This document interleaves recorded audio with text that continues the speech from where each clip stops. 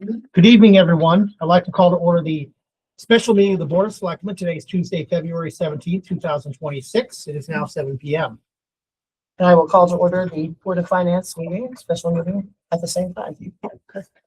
And we all rise if you're able for the pledge of allegiance.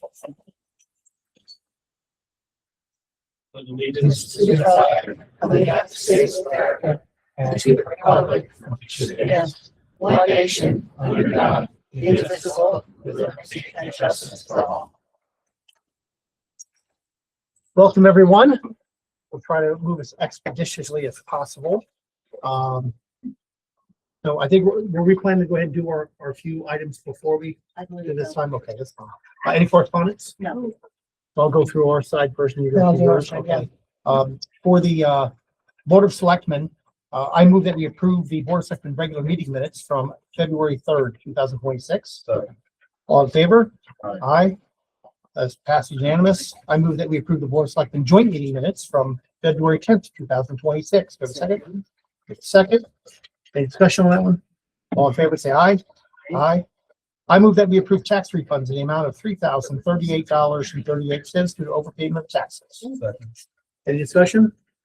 All in favor? Just a quick- Yes. one quick go ahead. question. And this is grammar only and doesn't matter, that it says on the agenda 3.038.38. Does So- it matter that that's not a comma? Yeah, so I'll let the record show that it's $3,038.38. That should be in fact a comma.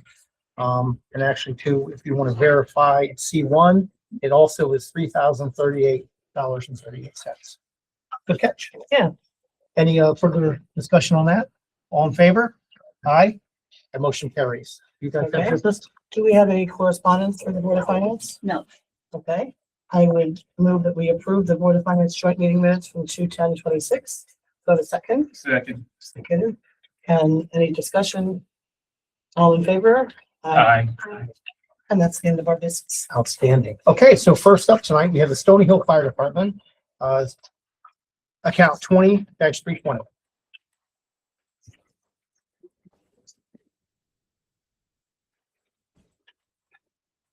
The reason why I'm back is because I didn't feel that we had ample time here to go over a couple of items here, and I just want to clarify that what the items were. Some of the major items on here were the replacement of the hose that the $3,300, the new charge there. The next thing was a big purchase on here was a chainsaw for truck 4.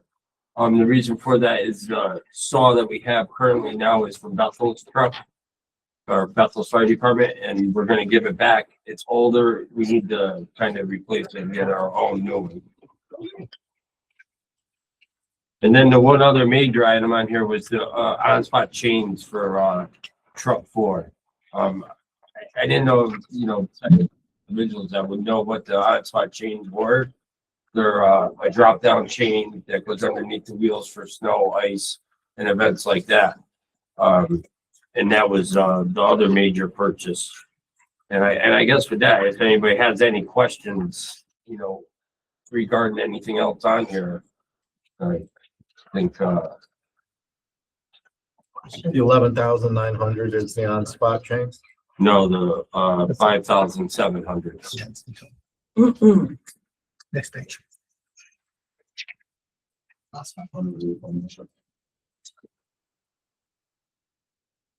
I have a question about the hoses. How often are they replaced? So hoses, the new NFPA standard just changed from the pre-1985. So we have hose that's 1970s and older that needs to be replaced. So when we get it tested this year, it's gonna fail inspection. So I have a list of from last year's inspection of the amount of hose that we need to replace. And we're in the fire commission meeting, we talked about replacing half of it this year and then doing the other half next year. And that all depends on how much hose we lose this year. And then how long will that last? Well, it all depends on if the standard changes or not, which it doesn't look like it's gonna change, but it's Okay. all the hose has a serial, a date on it, so it's good you know, unless if it fails testing. The hoses you're replacing are from 1970, They're in so the 70s. they're 50 years old. Yes. So we can assume the hoses you're getting now are gonna last. Yes, hopefully, until hopefully another, they're all gone. yes. Thank you. Representative Brian Tertian. The only question I have is the on-spot chains are replacing ones you currently have. We don't have no chains on the truck. I ordered, when we bought that truck, we did not put on spots on it. I just think that that's an item that should probably be moved to capital because next year you'll be working off a budget that's $5,100 higher for a one-time purchase item. I would support that. So I would say that needs to go over to, not that you don't get it, it just needs to go over to a different capital, non-reoccurring or something. You're gonna have to get it sooner. Because you understand what I'm Yeah, I saying? understand what you're By increasing the budget for a one-time purchase, next year's budget, you're working off that. So it just makes more sense to put that in capital, non-reoccurring. And what was the other item in maintenance? That was the, Change. Or the chainsaw. that's in maintenance, It's in, equipment?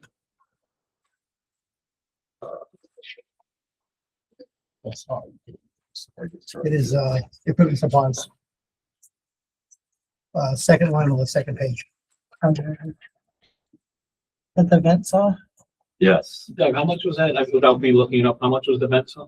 $2,000. That's from Bethel Power. And they give me the best price on chainsaws through the city. Who was that, you said? Bethel Power. Oh. They give us 10%. They're pretty good guys down there. Yeah, pretty good.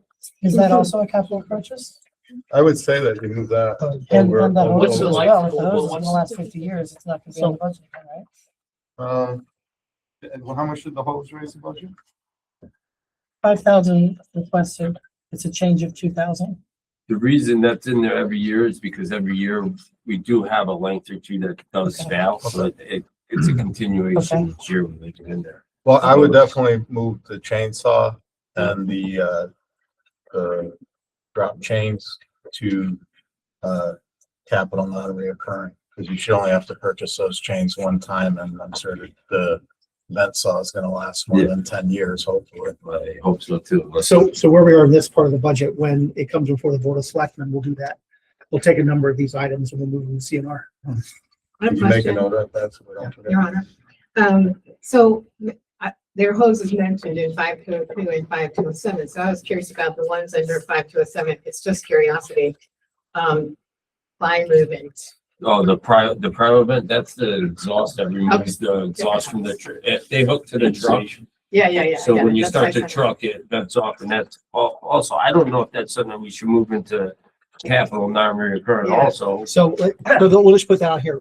We're gonna have those conversations once we're done. We have a chance to look at the budget.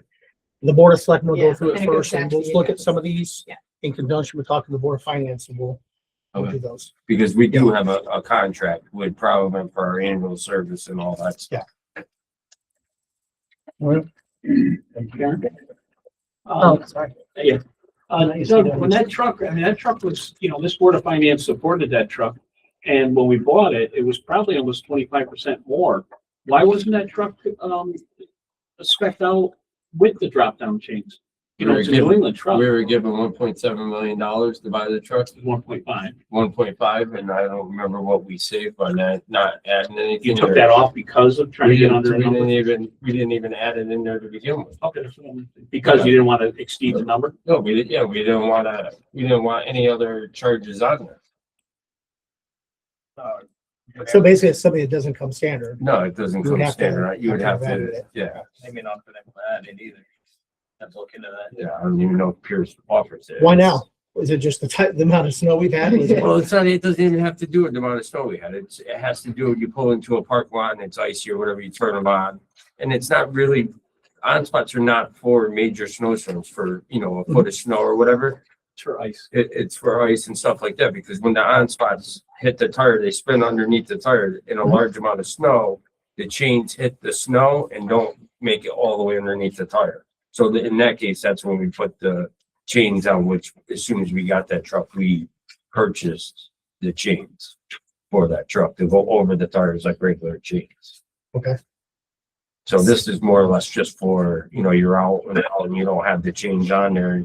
and you get stuck, you throw the switch on ice or in a little. So you snowstorm. have you have chains. but We you don't have on-spot. manual Manual chains that we put on all the trucks for major snowstorms. Understood.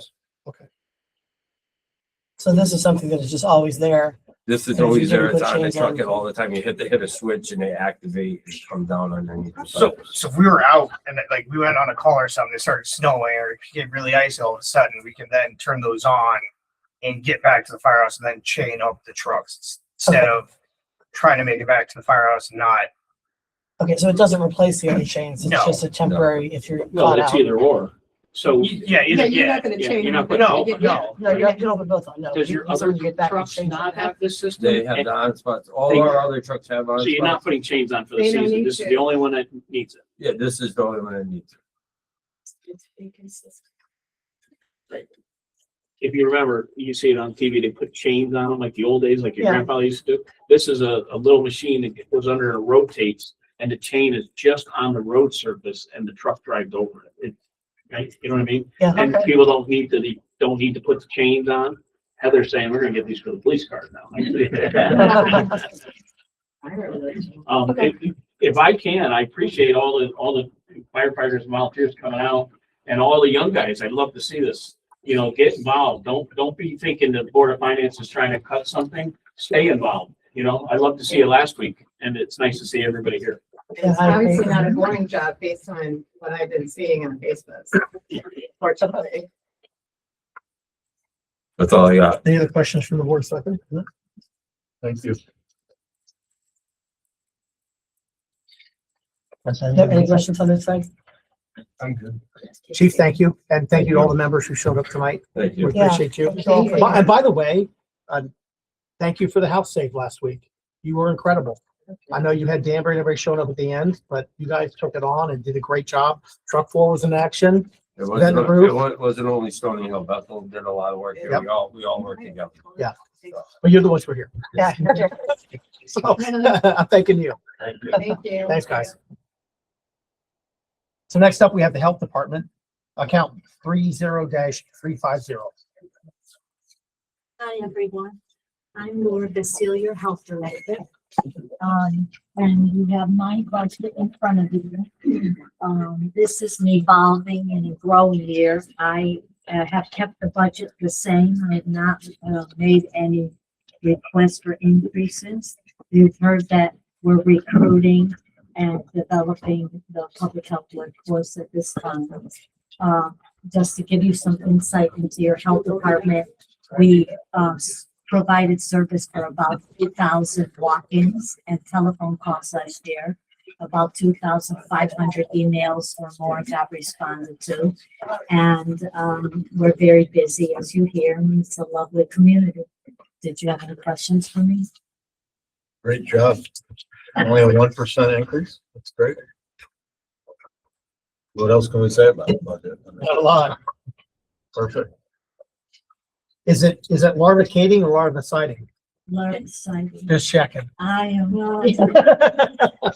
Thank you, Laura. Thank you. I do numbers, all right? No, excuse me, would it be possible to turn off the fan? I can't hear all of the people across the room.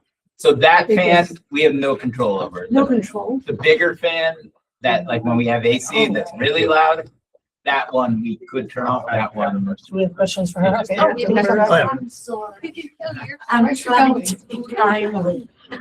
After you guys have questions, you have a 1% increase. The new members might have some. That's I don't okay. understand.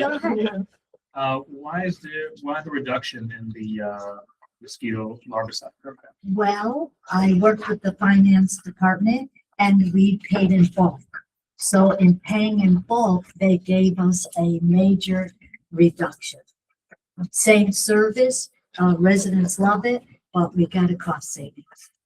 So the reason I ask is just because, you know, it's better to know what the number is going to be rather than sort of shoot under and then it end up being over. That would be a surprise. You don't like surprises and I try not to go there. Understood. Understood. Thank you. That's a good question. Okay. Everybody's good over there? We're all good. Thank you, Laura. Thank Thank you. Next up is 10-250 planning and zoning. We have. Yeah, Jeremy? Oh, I know, we're Are we doing doing it. it? Okay. Let me get to that page, forgot about it.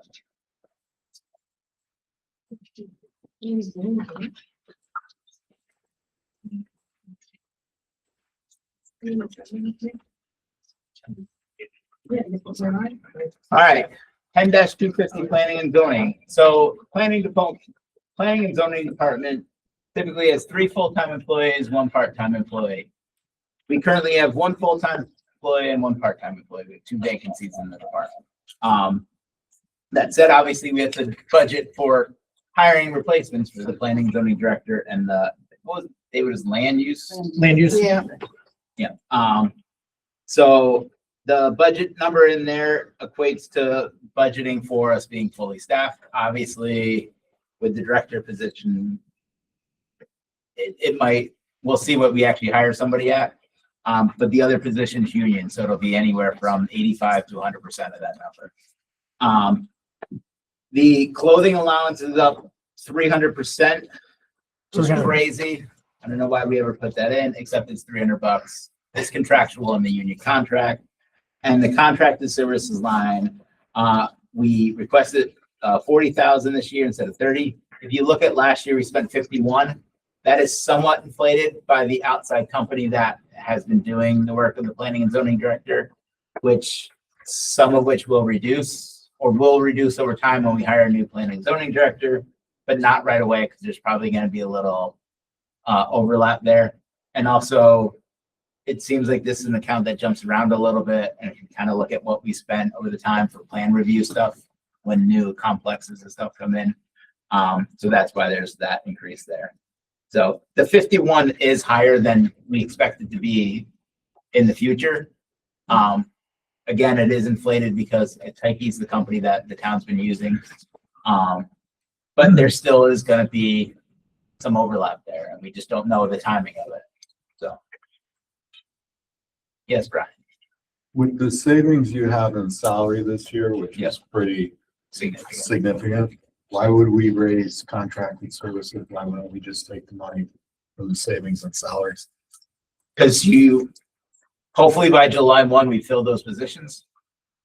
That's a big help. It is, but we have to budget like we're going to be able to fill them in. At some point, we can't run like, I understand. with a part-time outdoors planning and zoning director and not a land use coordinator. If we were budgeting for the next 3 months, yes, the salary savings would pay for the contracted.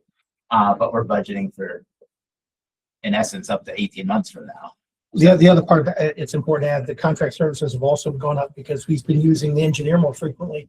Yeah. SLR, because of all the different applications with respect to 830G, we've been using our engineer more frequently, our firm. So that's part of that as well. So we don't have a town engineer that does that in-house? We have a town engineer by kind of like name only. The issue with engineering, we've been around this a couple times, is that we've had people want to hire just a town engineer, but the problem is you can't get one that is broad enough to do everything we need it to do. Sometimes it's more specific. Like we did have a guy a few years back, James DeMayo, who wanted to be a town engineer. We had a lot more money to keep him, but he was good at this. He was a civil engineer. Like he had a lot of things we need, but he didn't have all of it. So what we've tried to do is outsource more of that actually to a firm. And then our literal town engineer just kind of signs off on where we send them. That our town engineer is our public works director, Okay, which by charter allows us to have an engineer in that spot. But that's why we do contract out instead of hiring a full-time person. all right, and under contracted services, it says engineering reviews for single-family homes. Mhm. Why only single-family homes? What about these multi-complex things coming in? To be honest, I think that's a little bit left over because the complicated additions of single and other things are in there too. Not just single family homes, but we've used our contracted services to talk about the 830G developments Right. and those things. So it's not just single family homes. Okay. But Yeah, we, that note's old. part of that is left over too. We did a lot more of that with our other engineer with Public Works. He was doing a lot more of the drainage stuff for MS4 with single family homes. That's probably left in there for that as well. Okay, so we should change that. Yeah, a little bit. We should add the other stuff, which is fine. Yeah, just to be clear, I think. Yeah. Because I think that people, I mean, the A30G is, everybody knows about it right now, and Yep. they're curious and how much is it costing it, where's the budgets and so on. So I think it should be clear that that's everything. And then I think I understand this, but I want to ask the question. When a developer come back and sues us, that lawsuit comes out of the legal budget, not this budget, okay? Correct. So this is just the money we're spending if we're doing like traffic studies or endangered species studies or Yeah. whatever, Basically. you know? And I will say also, we share that budget with Public Works as well. There's another chunk of money in there too. And we've kind of used both accounts for a lot of those things. Any I other said that right, questions? didn't I, Brad? Yeah. Public Works? Yeah. And so far in this fiscal year, we spent like $25,000 on SLR. That's unrelated to the outside contract, right?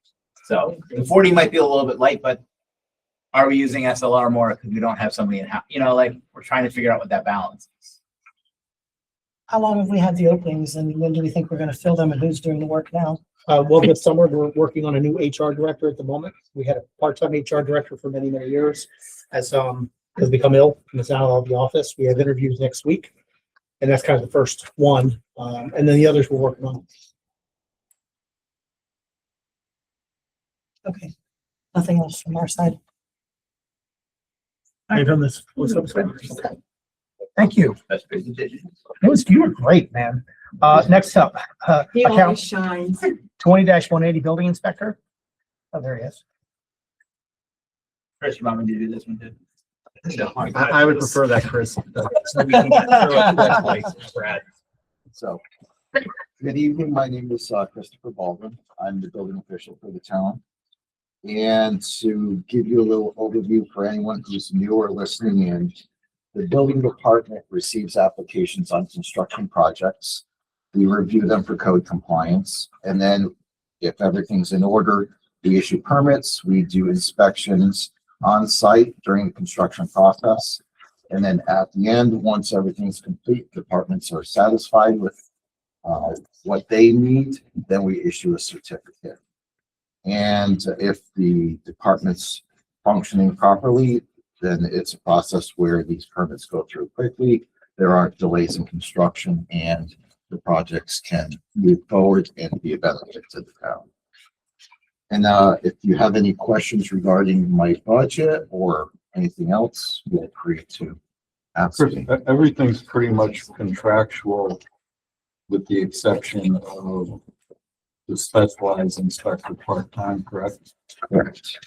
And that was 3,000. That's if you're like doing a big commercial building or something where you need someone like steel expertise or. Yeah, I need like- some expertise. It could be electrical and a complicated electrical service that's going in or something like that. So everything is basically union negotiated raises. Yeah, pretty much. Yeah. Thanks, Chris. No problem. Any questions? Any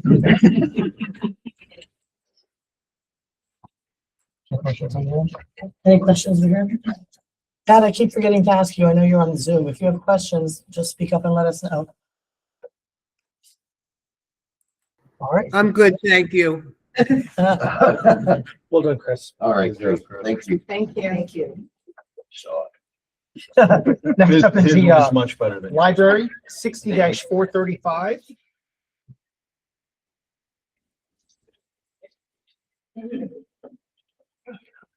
That's right. Yeah, all the way to the Six, back. All the way to the end. 435. Right here, yeah. This- Here we go. Ready? Hi. Hi, everyone. I'm Rebecca Hussey, Vice Chair of the Library Board, here for Sue Morton, our Chair. She's joining us on the Zoom. For some background information, our budget went through the Library Finance Committee for discussion, and it passed unanimously. And it passed the full board unanimously after a thorough discussion. It's a bottom line budget. So we have looked at each line and discussed where we feel increases are necessary and where they're not. So I and the board as a whole feel that it's a good budget that'll meet our needs for the upcoming year. So quickly, we're requesting a 2.87% increase overall, and most of that comes from a 3% increase in salaries. Most other lines remain flat, including supplies, equipment maintenance, and others. Where we have increases, they are to maintain our offerings, including 2% increase in materials to maintain current collections, and increases in contracted services and telephone costs necessary to maintain our current contract. So we feel this is a budget that will meets the library's needs and will help it serve the town. Thank you. Hi, so for everyone who doesn't know me, my name is Megan Dean. I've been the library director for the last 7 years. This year's budget is designed to maintain our current services and meet the needs of our strategic plan.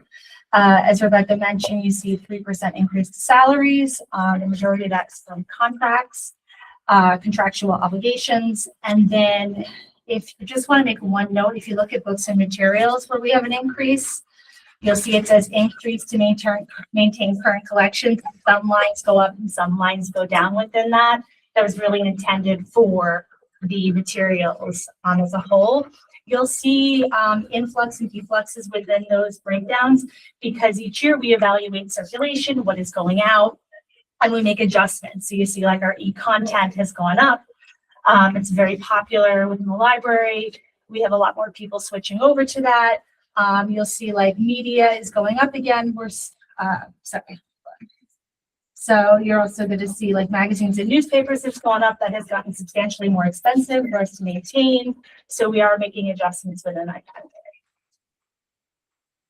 Anybody have any questions or want any explanation on some of the lines? I'm sorry, go ahead. The 2 words remains flat. I love those 2 words. So I just appreciate you, Megan. You're one of my 2 favorite Megans in Bethel, which you're the only 2 Megans, but I think you're both great. And I always appreciate you're so diligent with your budget. And so I remember you were talking about last year about you needed, I think it was some more staff because people come in with help for their computers and want to do that. Is that, you notice that increasing and a lot of the. So yes, we're online seeing stuff. a substantial increase in what we refer to as one-on-ones.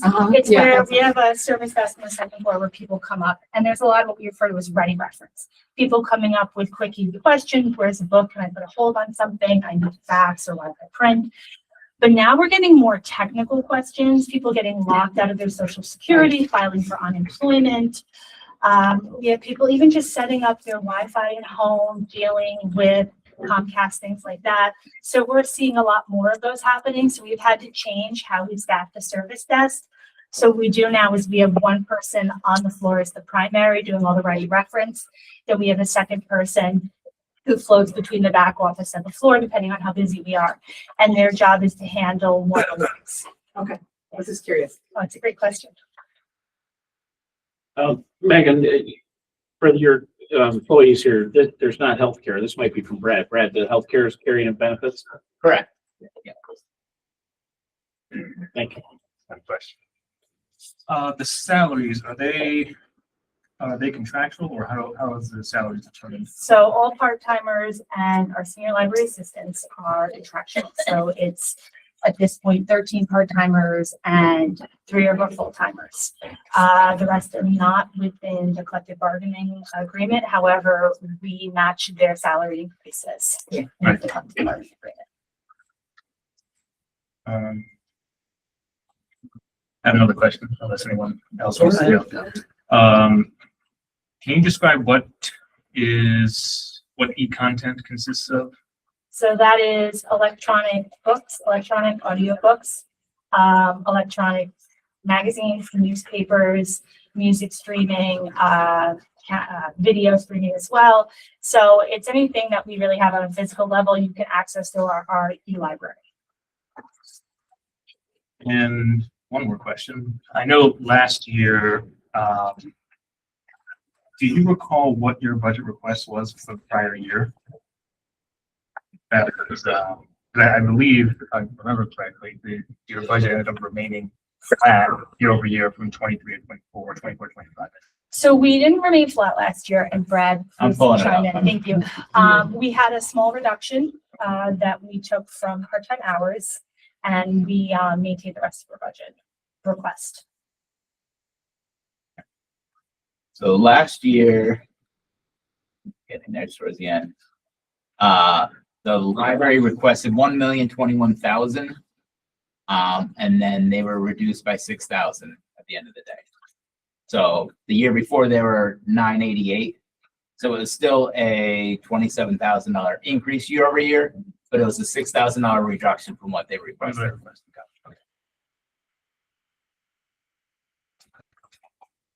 Do you find that there's a shift in the age groups that are coming, like demographics? And I'm only curious because as you say, it gets more and more technical. You need more people who know about technical things and. So I was when wondering- we do training, so Yeah. for that, we have new elements that need to be addressed, for new equipment, and make sure we have 2 people on staff that are primarily technology, and they will train the rest of the staff. So that way, and what we do is we try to keep track of what one-on-ones come up.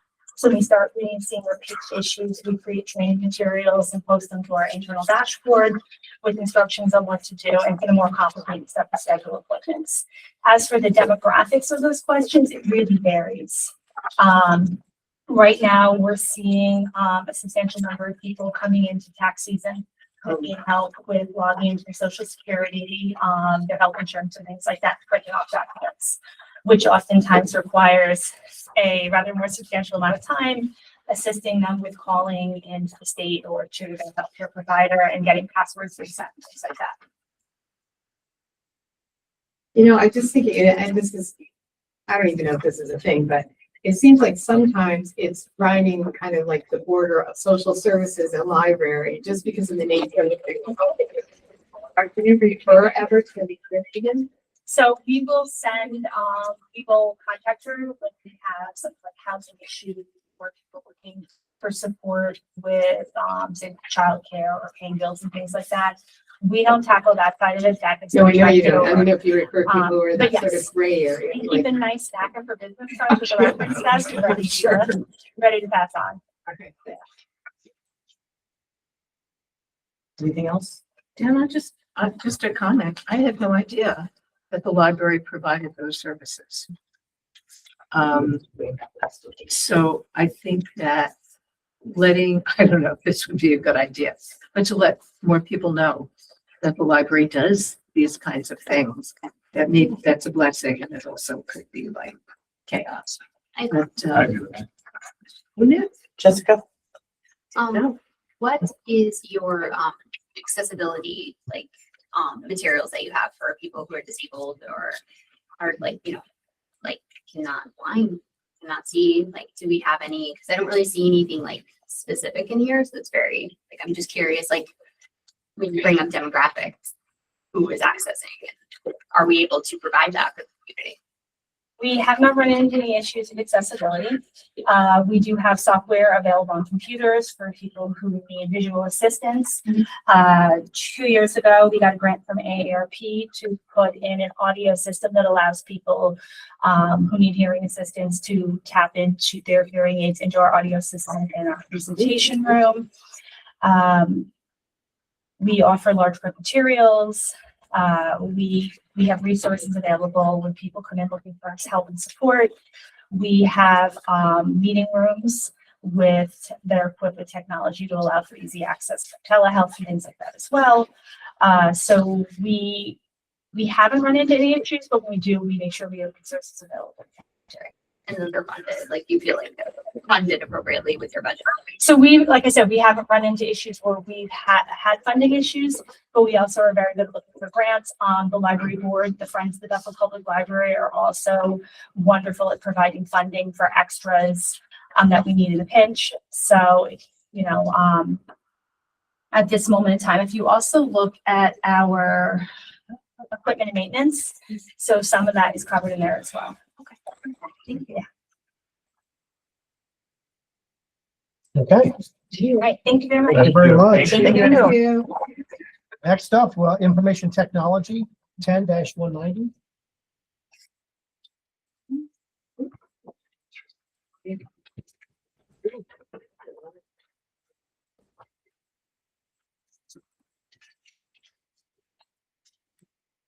Well, good evening. My name is Jack Grace. I'm network administrator for the town of Bethel.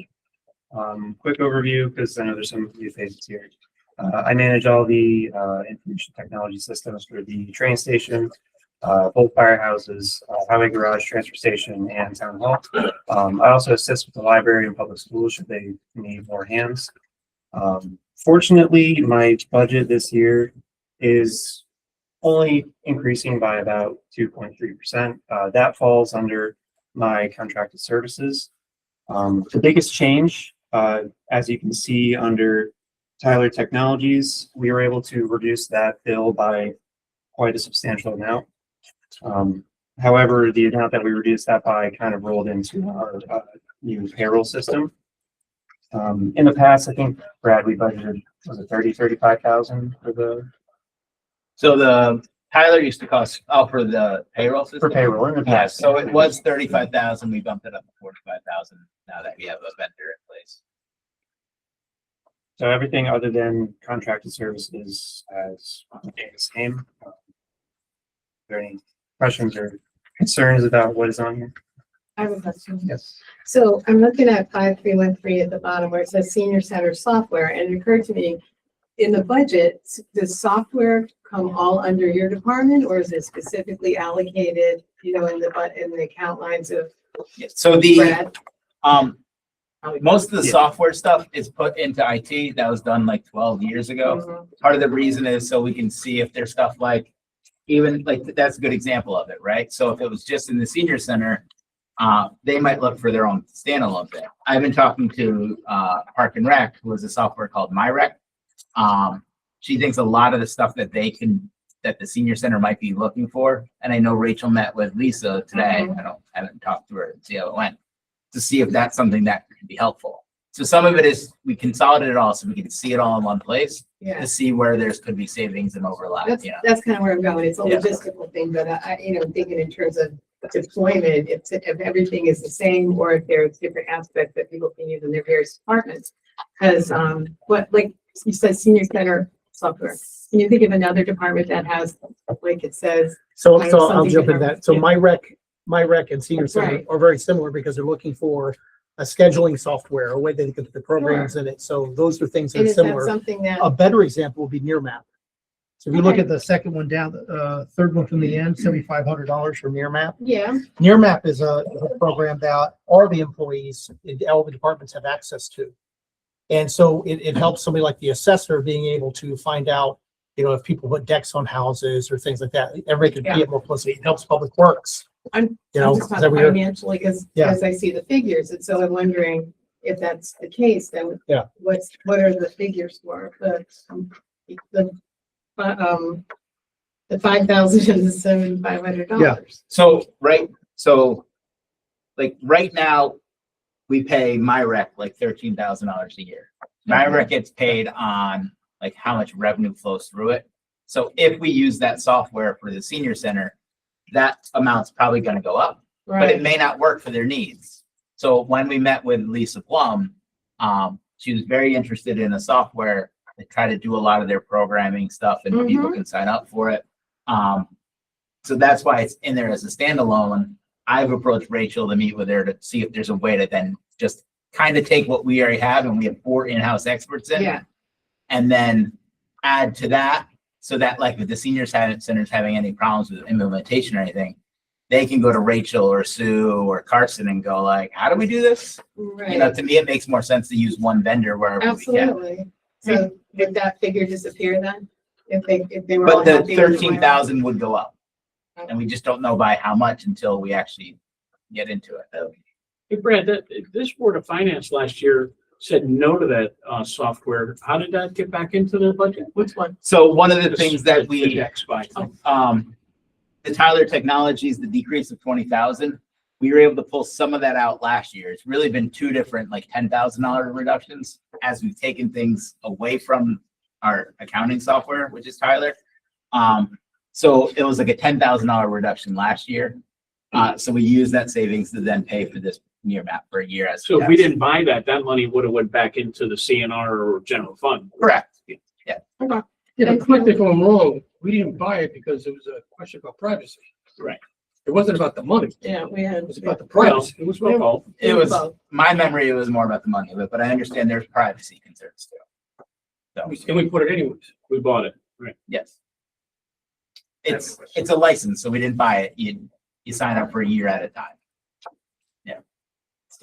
I have a couple of questions. One, why are there no increases in salaries, especially if one is contractual on steps? And two, can you explain what Tyler Technologies does and why there's such a massive reduction? Sure. So I'm gonna just take both of them. Okay. So we're gonna start with the salary line. So Jack's been in this role 18 months since you got promoted. So the prior director, who had 15 years of experience, made more than what Jack makes. So when we made that change, Jack was on step. So that's kind of where it is. So that represents what Jack has estimated, what he makes now, because he's non-union. So the non-union raises would be in the wage adjustment account, and what the part-timer gets. And some of it is the last budget, the part-time position was new. So when that was filled, that was a budgetary number, and it still works. Oh, so it's like a timing issue. Yeah. We also held on to the person who left. We used him as a consultant for a period of time. Yeah. Because Jack was just at that point where he could come in, and we were able to rely on the guy who built the system as a consultant. And so Tyler Technologies is it's their accounting software, it's their ERP. It's called Enterprise ERP right now. They changed the name, I don't know, a year ago, 3 years ago. We still call it Unison House. And 20 years or so, the town bought the software for $250,000. So this is our yearly maintenance agreement with them, pretty much. Obviously, it goes up every year, but because we pulled water and sewer stuff out of there, we pulled other things in there that we weren't utilizing. And payroll was a big one that came out. Obviously, we used it out. Now we're using an outsourced vendor for it. That's giving us way more service. It's more expensive, but we're getting a lot more out of it. Yeah. That's why we've been able to take some of those things away. We're not going to pay an annual maintenance. We still own the software for the payroll piece, Right. but we're not going to pay it was $8,000 a year for them to support our payroll software, Right. which we needed while we were running payroll through it, but we don't anymore. Okay. What is this line at the bottom? This is allocation to water and sewer. So all the expenses for IT go into this account. At the end of the year, water and sewer gets charged a portion of the total account, because Jack also handles all IT stuff, computers, anything related to that for water and sewer. So Okay, so they pay part of it. They pay part of it, yeah. I think one's 5% and one's 3% or whatever it is. So otherwise we'd have to every bill that comes in and go, 12% of this should be water. That'd be insane. Yeah.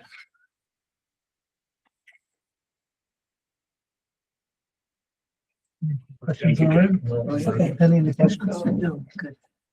You good? Good. All right, we're good. Thanks, Thank you, sir. Thank you. Thank you. Okay, next up, 20-360 Police Department. And I think there was a misprint because there was a 10% increase on this account. Not a misprint. That's not a misprint. I thought it was 20.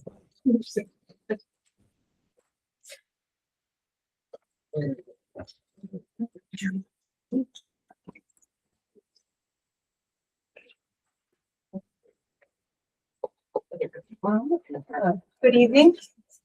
I am Acting Chief Heather Burns, and this is my Deputy Chief Libertini, Michael Libertini. Two people very new to our positions. As you all know, we had a recent retirement, so this will be our first go at this. But new to this position, but I've been with the department for 25.5 years. So I've seen a lot of change, a lot of growth in the department. I transferred from a bigger city, came to Bethel, and now I feel like we're almost to where that city was when I was at my previous department. We've grown a lot in population and calls for service, but we are truly a top-notch department. We put a lot of time and effort into our training, making sure that we are well equipped. When there's emergency, I think we could all agree that you want the best officer, the best equipped, and the highly trained officer showing up to handle that situation. So with that said, I would definitely like to entertain going through this and show you where that 10% comes from and why we need it. So if there's, you want to start at salaries, you can go down from there. If there's anything specific you want to hit on. I mean, in salary, you're looking to increase your force by one officer? That is correct. Or how many sworn officers do you have right now? 44. 44? For some time, we've been saying that our ideal goal is 45. The town has grown substantially between, I mean, here at all the meetings between different developments and stuff, the population is increased in thousands. That doesn't mean that's thousands of people committing crimes. Those are people that get victims of crimes. People involved in accidents, people that need service for some reason or another. Identity theft, you know, you name it. And just even looking back over 2 years, I mean, our calls for service have climbed almost 4,000 calls for service. Sorry to interrupt you. So one of the things that when we talk about the wage adjustment account, I brought up, and it says the note in here, but for the police officers, their contract ended 6/30/25. So this is 2 years budget wise, 2 years worth of raises for the police officers. The dispatcher's contract is up 6/30. So they have a smaller increase in here, but it's because some of them are on steps, so there's still an increase. That's why it's not flat. It's offset. It is offset. That's why wage adjustment account is lower this year than the prior year. But we have new contracts up this year, so it doesn't go to zero, but and we have non-union people. Chief, if I can ask, out of the 44 officers, how many are working currently? Is there any workman's comp issue, military leave? Where are we at with? We have 43 on the books right now. We have somebody's going to get sworn in a couple of weeks to get us up to that 40. So you'll have 44? Yes. So there's no military, there's no workman's comp, there's nothing? No. Great. In the past, there's been one or two every year, is that correct? Typically, yes. So you're gonna be up to staff when this one gets sworn in? Yes. Great, thank you. They still need to go through certification, and that is Oh, yeah. including 3 officers that are in the police academy. So once they graduate in March, they're still going to have 12 weeks plus before they can be on their own. Oh, I'm sorry, I've heard, you have 3 in the academy right now? 3 in the academy, yes. And 1 is coming out right now, so there's 4 new officers? 3 graduate in March, and this other gentleman is going to be a lateral from California. Doesn't need the full academy of 6 months, but needs some training and an FDO. So he's certified, sort of, I'm sorry. Yeah. Rest, okay, right, So we have to wait on the decision from the state. from the state to see what is, right, great.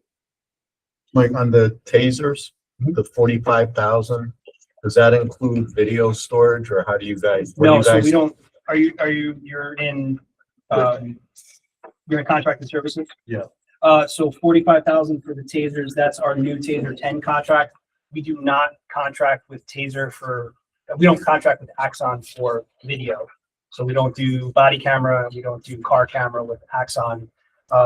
We are end of life with Motorola, who does our body camera and our car camera currently.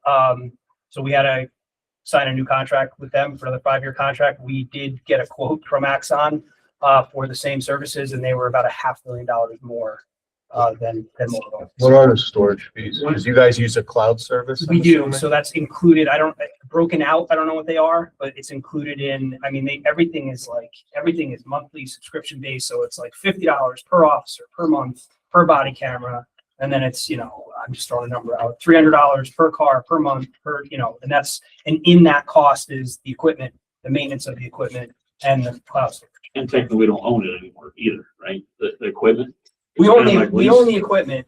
At the end of the 5 years, we own the equipment. But then what do they do at the end of the 5 years? They tell you it's end of life and you need new equipment and they whack you with another contract for another 5 years. It's Right, what how do they're we all spend making, on storage? it's how they're all making money in the police business. It seems like it's built like it's all inclusive number. Can't be 17.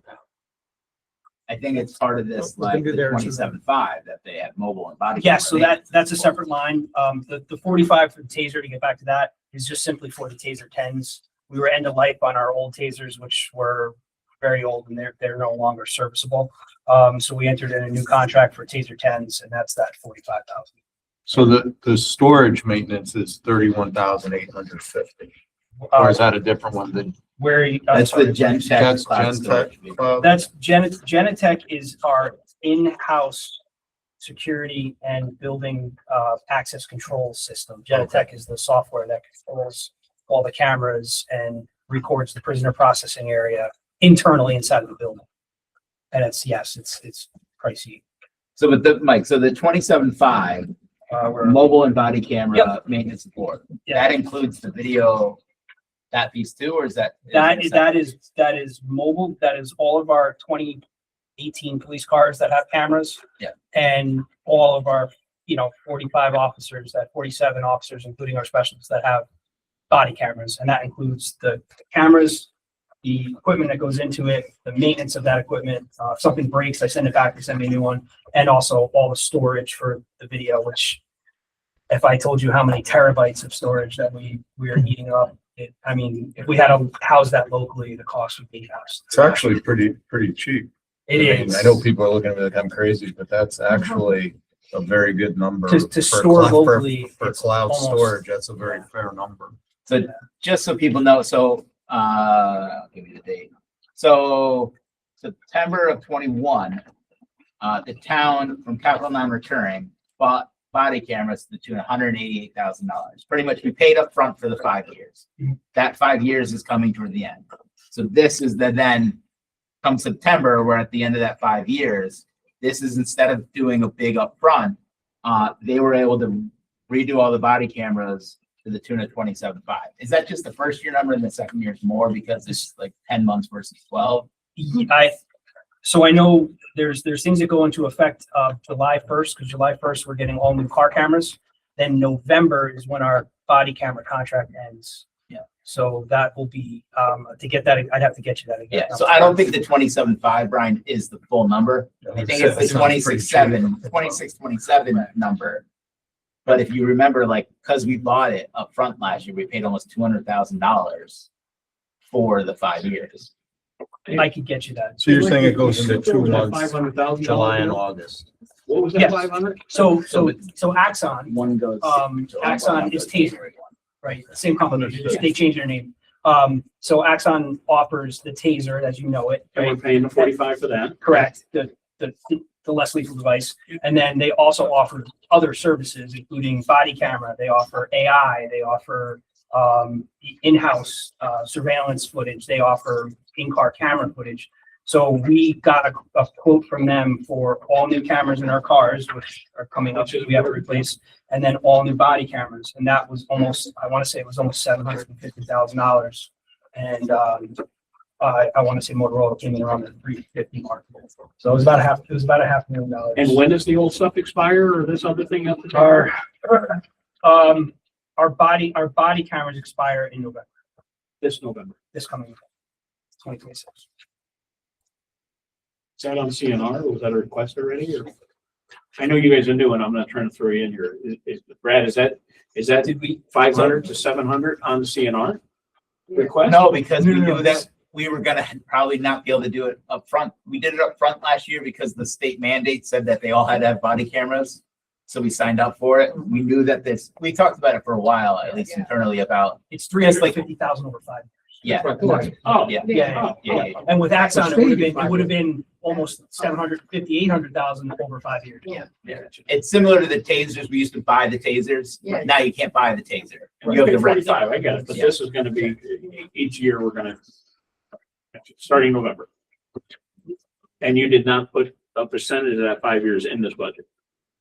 A percentage of the 5 years? The percentage of the 350 is not in here because it's not expired. Well, it should be. No, part of that, Some of it is. no, it is in there. It is. in Yes, here. yes. Chief, I know we've added quite a few officers over the few years. If we got you to 45, how long before you think you request additional personnel after that? I think that's really largely dictated on how much bigger the town grows. What are we looking at? We've seen crime change from years ago, pre-COVID. Burglaries were like off the wall. Then COVID hit and then everybody stayed home and then we stopped having those. But that really didn't stop crime totally. It just kind of made it happen in other More ways. stolen cars and stuff. So, I mean, who knows what the next trend is, you know, ID thefts have never become Well, I mean, I'm easier. sure you have a capital plan, and if Chairman Rubino wants to chime in, like, as you're looking at your strategic plan, like, is 45 your end number, or where are we looking? I think it's a great point to, to say that we can provide the level of service that we want to for the town. I can't say it'll be for the foreseeable future. I would like to think that would be okay for like a year or two. And if you're looking at from 2023, we had 14,411 calls for service. In 2 years, we increased our call for service volume by 25%. We're at over 18,000 calls for service in just 2 years. Extrapolate that out next year, next year, if we're at over 20 or 22,000 calls for service, I mean, that's a lot of calls for service for each police officer that we have on the road. And, Are motor vehicle stops included in those calls for service? motor vehicle stops are included in those calls for service. They've increased as well. How many of that is motor vehicle stops? So of that number, the 2025 number, 5,000 is motor vehicle stops. 3,000 is of the 2023 number. What these statistics don't account for though, is how long officers have to spend on calls now. Between red flag, RPOs, risk protection orders, going to a domestic, like when I first started, was as simple as you got statements, you gave a summons, and bye-bye. There's legislation, and unfortunately some really bad cases happen where now we have to do like these risk protection orders, if there's weapons involved, different things with DCF. So there's a lot of mandates that have come out that going on a scene isn't just like a 20-minute thing anymore. You could really have an hour's worth of follow-up. And especially those kind of calls can take 2-3 officers off the street. So what's your goal per shift? Goal for shift is ideally to have 6 all the time on shift. So this way, if somebody is out injured or sick, you're at least operating with 5. 2 get pulled out, at least we're back to 3, which is a contractual minimum for officers on the road. Is that Group Sergeant? Yes. So I have a question about translation services. I mean. Where's that under? Which category? It is on the 3rd page. It's probably under contract. Contracted services. Yeah, translation services are, if somebody calls 911, well, I'm sorry, that is, somebody calls 911, that's covered by the state police for that. But if we have a case and we need somebody to translate and we don't have a Spanish speaking officer, or we have a language for an officer that we don't have, we have a phone number that we can call and we pay per minute for translation services. Just out of curiosity, how many different languages? It's cover numerous. It's great languages you never even heard of. Exactly. Like, yeah, I didn't even know that was. Like yeah. a page worth of Yeah. languages. Fascinating. Mhm. Wow. And that's done by telephone. It's done by telephone and, yeah, like I said, every month we get a bill for however many minutes we use the service. So you guys use language line like we do here? We do. That is 240 plus languages. It's worth saying. We haven't too, had a that- language that we've Yeah. not been able to translate. It's worth saying though, that we have a lot of few officers now who are called in to speak Spanish directly. Spanish, Portuguese. Portuguese, yeah. I assume Spanish, Portuguese were like, the sort of usual languages, but clearly there are others. We've had a few, Russian. I can't think of the most recent one that was off the beat path, but yeah, they're usually pretty. We haven't had any issues with them. Yeah, I've always had good We've used them experiences for personally, years. even back when I was using them on the road, 10 years ago. The 911 service is different. That's paid for by the state. And real quick, when you get this academy thing over with, you got everybody up and running, when do you think you're gonna have full 44? I mean, sometime this summer? All right, so March and then Like roughly the 3 months. late summer, early fall. Yeah, Yeah. By the time. August, yeah, we September. might miss the summer rush unfortunately, but the 3 should be The one should be good to go, hopefully by mid-summer. early That's the midsummer. California one. California guy, and then, the other three will be late summer. I'm not saying there's going to be, but there's 5 people that are eligible to retire in this calendar. No, I know, it's like a big. Yeah, yes. You try, we can't have 10 extras, that's the problem. Under the capital equipment, does that mean you were testing 4 new vehicles? Yes. And Brad, can you explain why that's not under CNR? So on the capital plan, we did put on 1 police vehicle.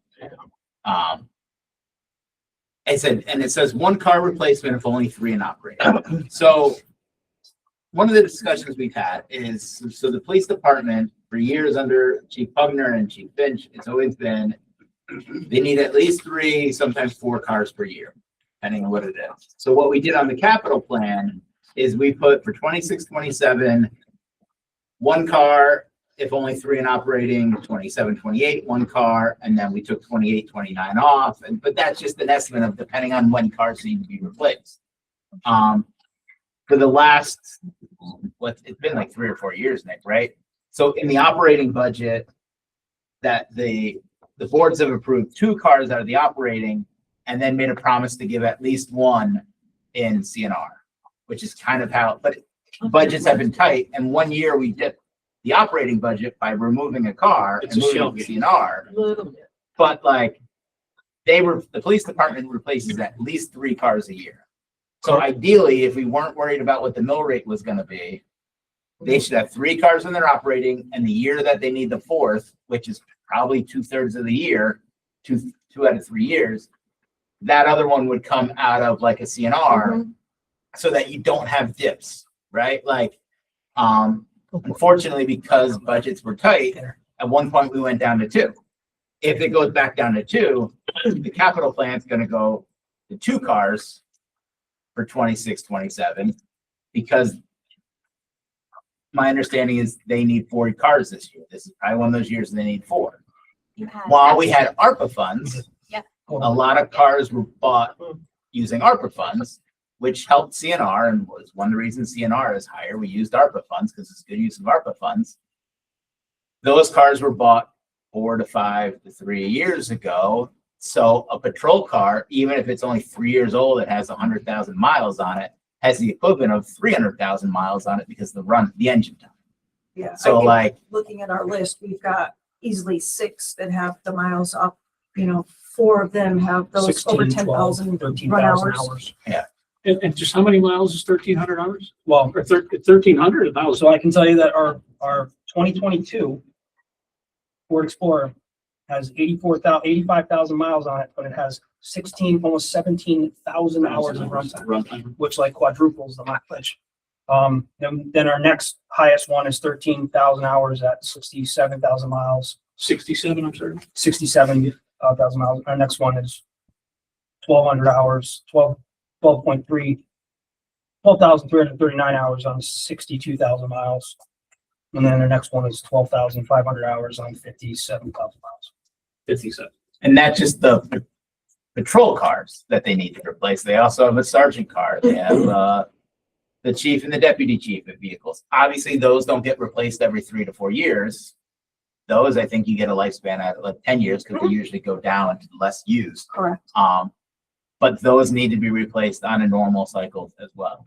At the end of the day, it's not non-recurring. I mean, they buy them every year. That's why you Yeah. keep it in their operating expense because it's part of doing Yeah. the. Yeah. To that point. But I think they asked, why is it not out of CNR? Because they buy at least Right. 3 cars. Right, I see that. We play a game with the 1 car just to try to get the percentage down. Right. So you have 4 cars now and you want to replace all 4? Is what we're saying? Okay.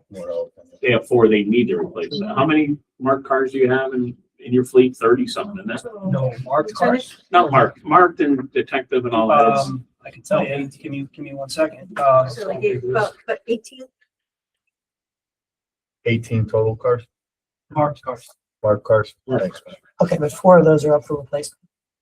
Yes, at least. There's some that are almost on that bubble where they could be considered. And obviously the car that was involved in the accident at some point they're gonna come back looking for it. There's gonna be some that's gonna be offset by insurance money. But the car's 3 or 4 years old, so Well, we're only getting 20 from the insurance, so now we can spend 40. yeah. But at least you're gonna have a 2026, or by the time we get it, a 27 Yeah, it's, instead of a 22 or whatever it was. yeah, it's looking. Yeah, I was surprised how much it's appreciated. Yeah. Are we allowed to take the equipment out and switch it over? Did we Yes, some get of that? it, some of it's damaged, some of it was damaged, but the stuff that was not damaged, yes, or salvaged. And it's gonna fit, it's the same vehicle that was Yeah, afforded. short answer, yes. Are you having problems with the Fords and them changing like the configurations for cages and stuff like that? I'm having problems with engines and transmissions, and I'm having problems getting them. So right now, if I order an Explorer today, I will not see it for 5 months. Right. So that's my problem with Ford. But no issue swapping cages out and stuff like that? Not right now between model years until they make a crazy change to the Ford Explorer line. That'll kill me. But yeah, right now, no, I can take stuff out of it. So I remember it was a big problem.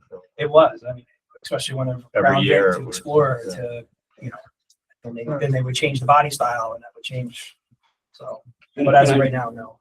And I know there's a lot of Tahoes out there. Are we going back to Explorers? I thought there was a move last year that we're gonna go back to Explorers because the Tahoes were just way too much. They're too expensive. Right. They Good. priced themselves. I'm glad to hear They that priced again. themselves kind of out of the game. So is there Tahoe equipment that we're gonna stuff back into an Explorer? Not gonna or be able to know. So when we start replacing So we need to Tahoes buy with back Explorers, I mean, don't get me wrong, some of the, yeah, a lot of the equipment is still interchangeable, but like the But the console is cage- not, the cage is not. So we need to buy it again. Correct. Unless Tahoes go down in price. Unless Tahoes go down in price. Yes, unless there's something else they come up with. What's the difference in price between the two now? Oh, now it's almost like $5,000, $5,000 or $6,000 between an Explorer and a Tahoe. But do you see any more longevity out of the Tahoes than you do the Explorers? Too soon to tell. We haven't had them long I enough. would just be interested to see how long these Tahoes last, Mhm. because if you're picking up an extra year or two, the $5,000 is well spent on a Tahoe. Yeah, what Because doesn't- my Yeah. experience driving Ford police cars was after 2 or 3 years, they were rattle Oh, they're cages. I mean, it was just falling apart. Yeah, front ends.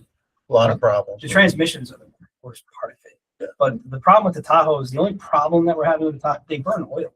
A brand new car will quart a month. Wow. Yeah. Crazy. So, and Chevy said, oh, that's normal. Okay.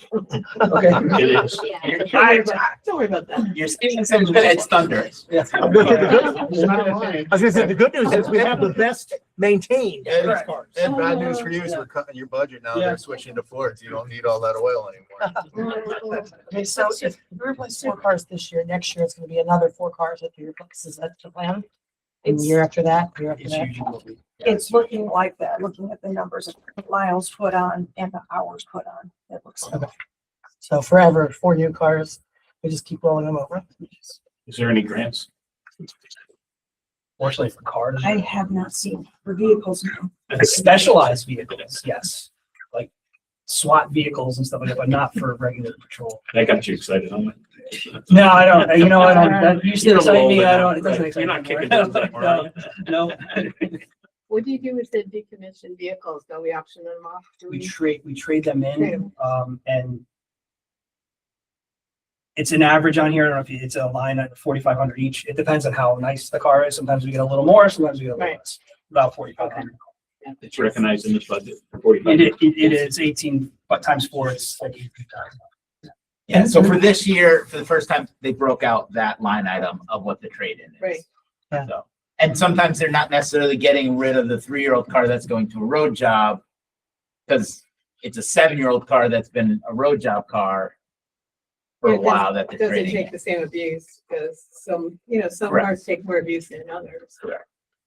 And then the vehicle changeover, are you saving things from the cars that you're trading in? Like, can you reuse? I don't know what else Yes, in there. normally, Lights? normally the answer is yes to that. It does depend on the vehicle setup, but for the most part, the lights, the light bar, radio, depends on the car, console sometimes switches over, computer comes over sometimes. A lot of times we're trying to replace this. 4 years, it's take your any electronic device Sure. after 4 years, and it's they're kind of end of life. So, but yeah, but the sirens, the lights, a lot of the fittings inside can be switched over. You just keep in mind, some of that changeover price is labor. It's mostly, yeah. It's mostly, it's, I think, last bill I looked at, it was at least half of it's the labor. It's the man hours for them to do the work. It's, if you ever watch them do a car, I mean, they literally take all the seats out, all of the headliner, everything, they strip the car. It almost looks like it's on an assembly line going through, because they have to run so much cable and wire. So moving off cars for a second, just out of curiosity, town extra duty under salaries, it says that you're breaking it out for the first time. What does that mean? So when we do traffic control, you'll see us working out there for Eversource or, the cable service or whatever. And that's billed directly to the vendor, and that's paid for that way. Jobs for the town, as in like the tree warden, trying to think where some other. Paving, a lot of paving stuff. A lot of those jobs were being billed through to our overtime, when it necessarily wasn't like shift overtime or police overtime. So for once, we really wanted to say a lot of this was for those town jobs.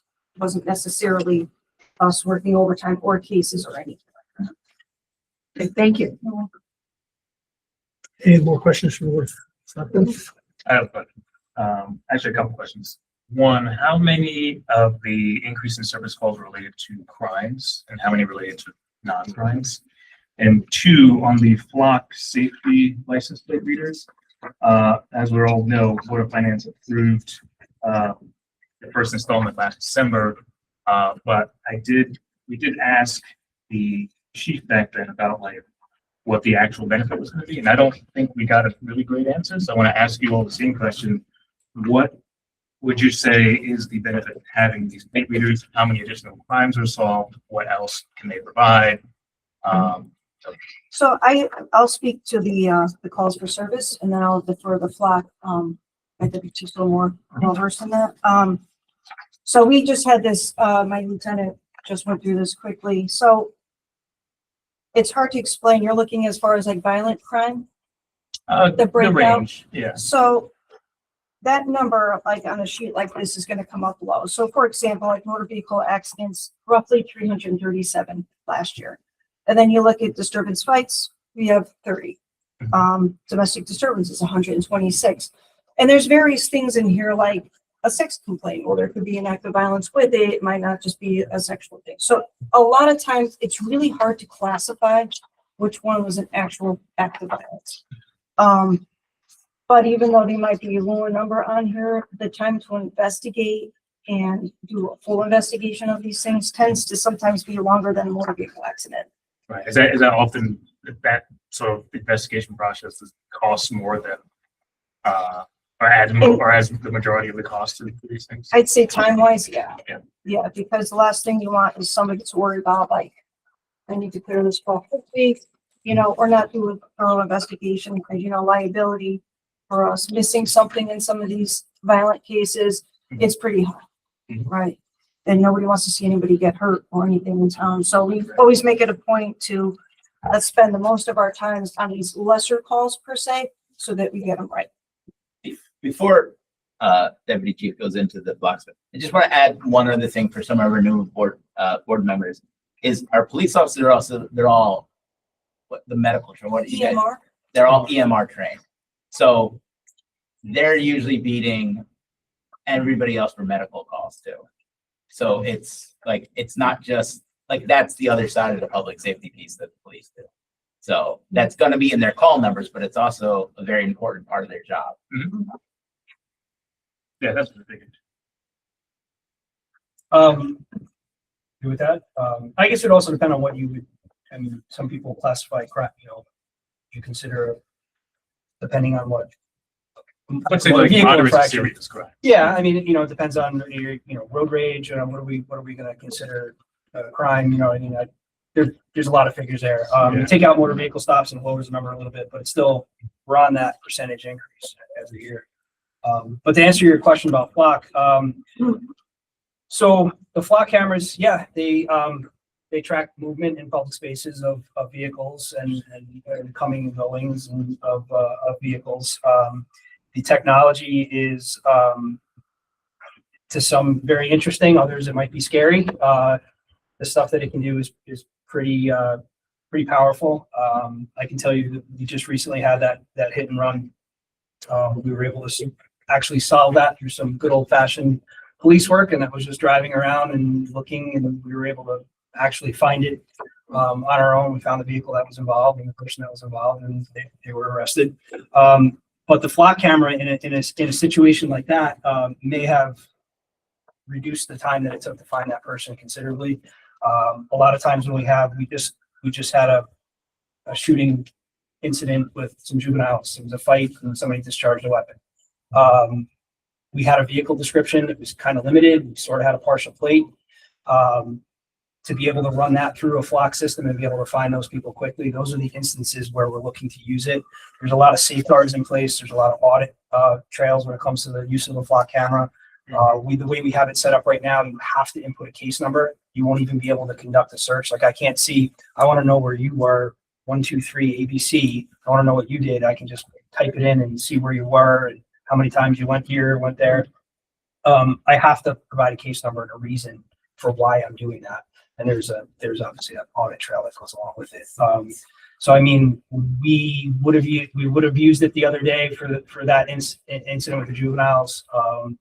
Cameras aren't up and running yet. We still have access to the database, but it's not helping me if I'm using cameras that are on the other side of the state. You know what I mean? I'm looking for something that happened over here. So there's all different. I mean, you're talking abductions, you're talking serious assaults, domestic violence, evadings, car accidents, injury, car versus pedestrian, where you have partial description. You can input stuff like, if you know the make, the color, you have a partial plate, and then the system will actually search all those things. If you have damage on one side of the vehicle, it's a really robust tool. We haven't really gotten to use it just yet because we still don't have the camera set up, but there's a lot that it can do. And there's a lot of safeguards in place as well. So, and the concerns are legitimate.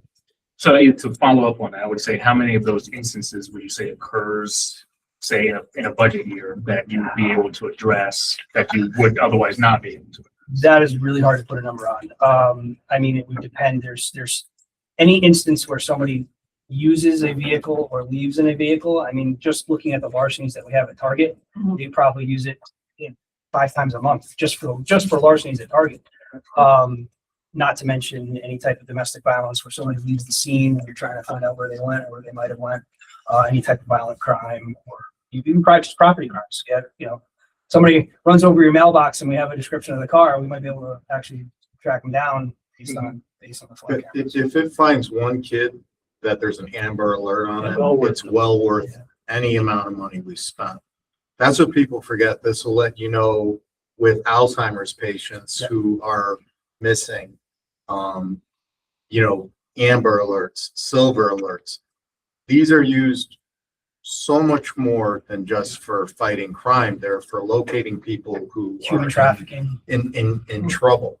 And, I know many of the officers on this department and they are beyond professional and I have absolutely no concerns of misuse. But in terms of budget numbers, find one missing kid and it was worth whatever you spent. Yeah, and even a couple of years ago, we had an elderly gentleman in town who had gone missing several times with his car. It would have been great to know if he even left that. We couldn't find him. How many cameras and where will they be? I believe we did 8 cameras. Exactly. Mostly state roads. So you're looking at Route 53 egress on either end, 302, Route 6. The only town one is going to be on Old Hollyville Road by the Brookfield line. Mostly entry and exit out of town. And then you can access all of Connecticut or beyond. Can access departments that share with us. So if we share with a department, they'll likely share back. There are, again, safeguards in place for federal agencies, ICE in particular, that we don't share with them. They don't necessarily share with us. But most of the Connecticut agencies share with each other. Once you start getting outside of Connecticut and the tri-state area, it's kind of whoever picks and chooses. I know it sounds funny, but it's almost like a friend request on Facebook. No joke, like you log in and you have departments that are, I'm telling you, they have departments that are like, oh, can we look at your cameras? Can we look, you know, if you want to look at ours, you know, so. I mean, it makes sense to share with like police because it's right there. It makes sense to Yes, share, for us yeah. being in this section of the state, you know, definitely. But if it happened in our town, you're gonna grab them, right? By the exits of our town, basically. If they went by one of the cameras, yeah, I mean, it's pretty. That's the only time you'd have to, if they didn't go by our camera, into another state or town, obviously. If they took some back road that doesn't have a camera on it, yeah, I guess it got out of town. You can see that on Facebook. For the most, you know, for the most part, it's, yeah, I mean, you could definitely see, I can tell you that you will not go in or out of, New York City without the police knowing that your car went in or out of New York City. And, you know, they have. And I apologize about that everywhere. road rage there last month. Yeah, they know who you are, don't worry. It's also worth mentioning, when this happened, when the Board of Selectmen originally gave this an opportunity, we leased the first one. Part of the reason was we had stolen vehicles coming in town. And they're not coming in town to do great things. They were coming sometimes to Target. In fact, one of the cars that came to Target with some folks in it, one of the guys had a gun. I think it was Silva. Was it Silva who chased him down? Got the gun? I don't remember one of those. Was Idarola or Silva? I think it was Idarola. Yeah, the point is, you know, we saw this opportunity because they'll get what they call an F1 hit from a stolen car somewhere, and now it passes one of our cameras. Yeah, they have the opportunity now to, you know, stop this person while they're stopped somewhere instead of chasing them. Right, so that was another just huge opportunity on why we tried it in the first place. Yeah, we'll not only be able to search, we'll also get alerts. So if somebody comes into town that we know is like a serial burglar or car thief, we will actually. Is that like real time? It pops right up? It will alert you right away. I can have it set up that it'll, I could be home and it'll alert my phone. And the safeguards, that's really good to know because there has already been reported incidents of certain Connecticut towns that have reportedly they have offered up information to ICE and things like that. So that's really important for us to just concerns like that. But I do agree. I think this will help guys a lot. One more comment to end question. So, Brian, I do take your point. The accountant in me is like, okay, if this was 10 times the number, it would give us a little bit of pause. We wouldn't just, you know, be as quick to approve it. But I do take your point. I understand. And my other question is in regards to what Jessica was talking about. The users of the software in the police department, are they fully prepped on how to use it? Because I know, I think I read somewhere that there's like a lot of settings, and one of those settings can allow like, you know, outside government agencies to like access it unknowingly.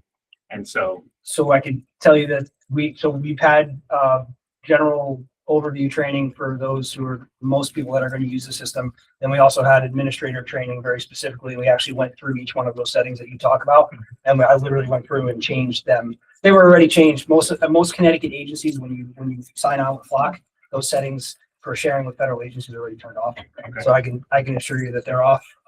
But by all means, if you want to see it, come on down and I'll show you. But it's yeah, and I'm not kidding when I say the sharing with other agencies is very much like a social media request online. So Are we protecting somebody? Is that what we're getting at? If they're had a crime, you're not saying because ICE is looking for them that they can't call ICE? Is that what we're trying to get at? No. It's more a federal agency having access to our data. So it's our data. Without permission. Yeah. Right. Oh, you're thinking the feds, but if they Any went car through, that drives through. if they went through, you're in favor of them going to get them, right? Not ICE. Not understanding your If they were, if they did something criminal and if the car is tied to the person, you're okay with them going to get them, right? Well, like Like you said, the local police? Yeah. Oh, yeah. yeah, but you said You just have don't want the put feds to go case in. number. Especially without permission, and especially without. Yeah. warrants. I just want to make sure where we're at here. So. Without a judicial They're warrant. just trying to avoid randomly people having access to an entire database of people. But putting in the case number. Right. There's no federal agency that will be able to see Right. the comings and goings of our cameras. Can I ask one, and I know this is the chief accountant in me, but like, So we know Target's a hotbed because of how close it is to 84 and all that stuff. Have we ever thought about approaching Target to pay for Yes. one of these cameras at the entrance? of Target? If it's on their property, they will pay for it. Okay. Um, And then, but they they're don't not get gonna any, pay for a camera that's out on Route 6. yeah, but then I don't necessarily want them to have access to it. I want us to have access to it. Well, I want what to it see if would they'll be is- donate the money for us to buy it. Well, Would be my which question and a put it lot on their of- property. To be honest with you, Flock, a lot of Home Depots, a lot of Targets, a lot of retail facilities do contract with Flock. They own the camera and then they share that data with Yeah. local Okay. law enforcement. That's how that works. Okay, But, so that's a one-way share, right? In essence. right, no, Flock Yeah, we wouldn't have, accept them. they no, don't accept Target us. wouldn't have access to our cameras that are out on the road. They would Gotcha. have access to their own camera, Yeah, but they okay. wouldn't have access to ours. Alright. And they share on Facebook with you. And we would be friends. We would, they would follow me, but I wouldn't follow them. Christmas. And Brad, I'm meeting with Snooze. Target on the 26th. Cheap guy, you know, have somebody else pay for it. That's it. Okay. We're good down here. We're good. I'm good. I'm good. We're good. Thank you. Thank you all. Thank you. Thank Thank you very much. Thank you. So next up, speaking about police cars, account 40-220 fleet maintenance.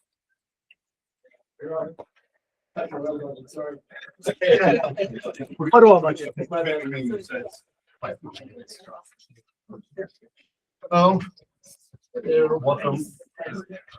That time of year again, Ed Hook, fleet coordinator down at Bethel.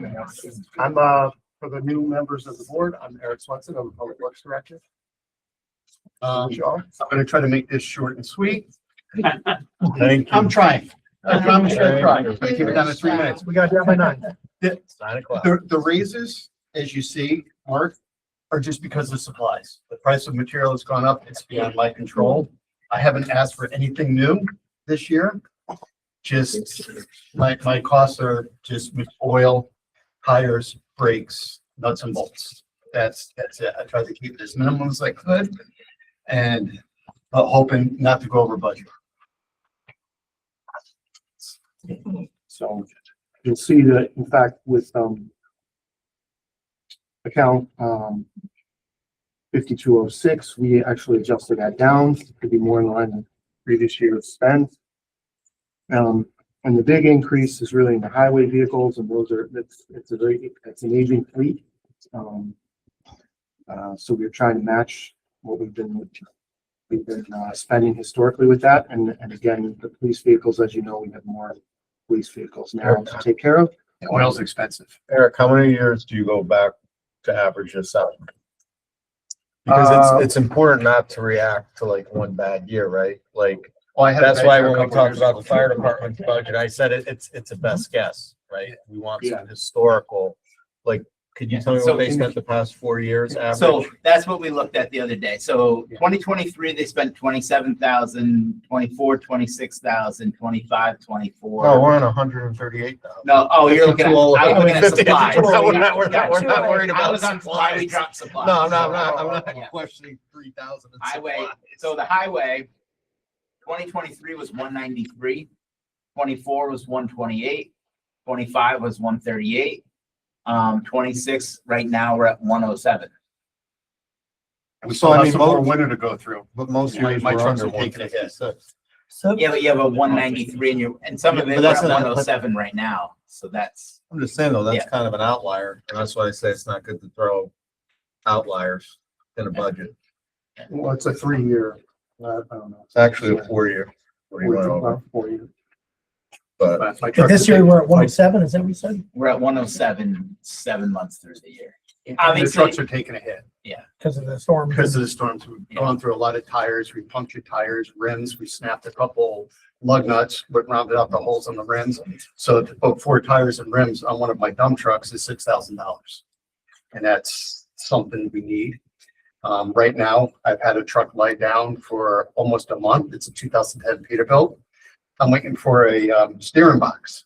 2010 Peterbilt that they're trying to find me a steering box because it's shot, and that's going to be about $2,700 just on that item. so, sorry, Ed, but some of it is, so obviously this year's winter's been worse. Has been a bad one. So that's why some of the reason we're at 107 right now. The last 2 years when we were 138 and 128 were relatively light winters. Yeah, didn't have We'll talk about it Yeah, in our I- deliberation. I don't want to take up everyone's time. We'll talk about it in our deliberation. Any Ed, was the Elgin service yet? No, that is, I called them, I'm waiting for a call back. The only thing we're having done is one of the drive motors is leaking. Other than that, I do the oil changes and stuff like that to keep the maintenance down. You was And- picking up pretty good? Yeah, it was at the end of the year. We actually put a new belt on it and, we did the belt ourselves, which saved the town like $5,000. Yeah, we put the conveyor belt on ourselves, which saved the town like $5,000 on labor. So you'd be ready to go when spring breaks? I'm hoping to, that's why I'm trying to get them down to the garage to fix that, drive motor now while it's downtime. So So I'm sorry, what come drive motor April. for the conveyor, what drive motor?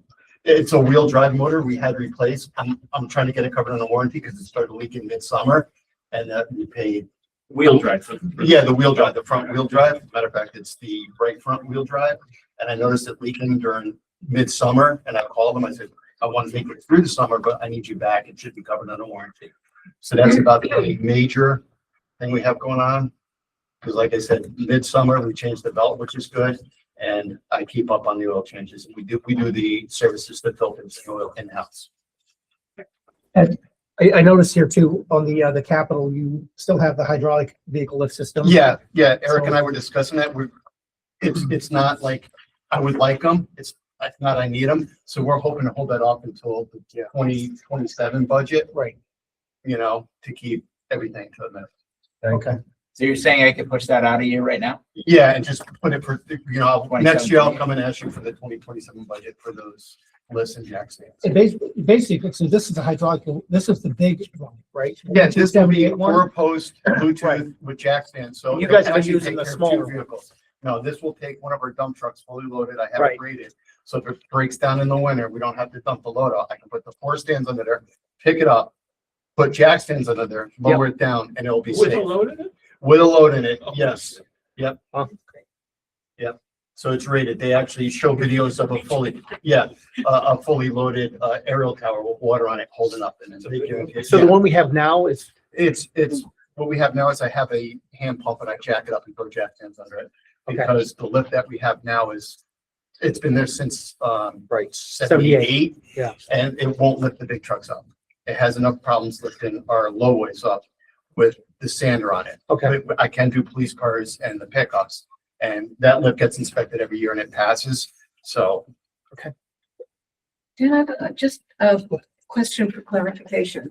So I see under, at the very top, there's maintenance for highway, police department. Are those expenses not charged to the different departments because? So I've been here 15 years. We've always had it broken out this way, so we can track it by department, but it's not necessarily like the police have any say, like, I think because it's always, so Ed's kind of been able to see like where we can do better this or where, like, it's kind of always been Ed's department's in charge of the fleet. well, because like some departments, like the police department uses a different oil than the highway department. Once again, the police cars, I have some police cars that use 020 and some police cars that use 520. My highway equipment uses 530 and 1540.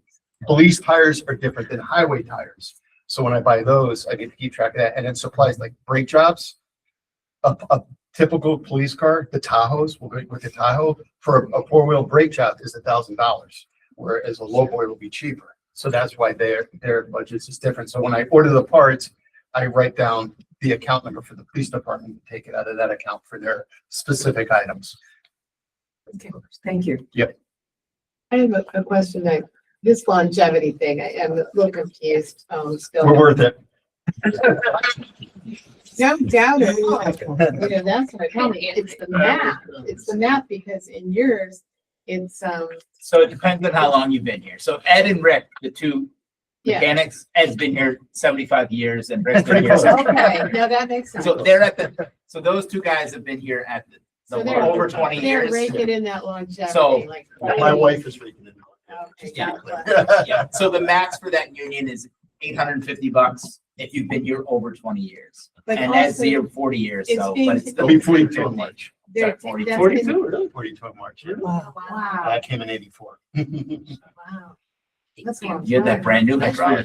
Yeah. Yeah, thank you. It's pretty close. Now I forgot what I was gonna Keep ask. everyone in. No, so that way, so the new contracts, are we kind of moving away from longevity? So these are people grandfathered in, right? Yeah, so it depends on the contract.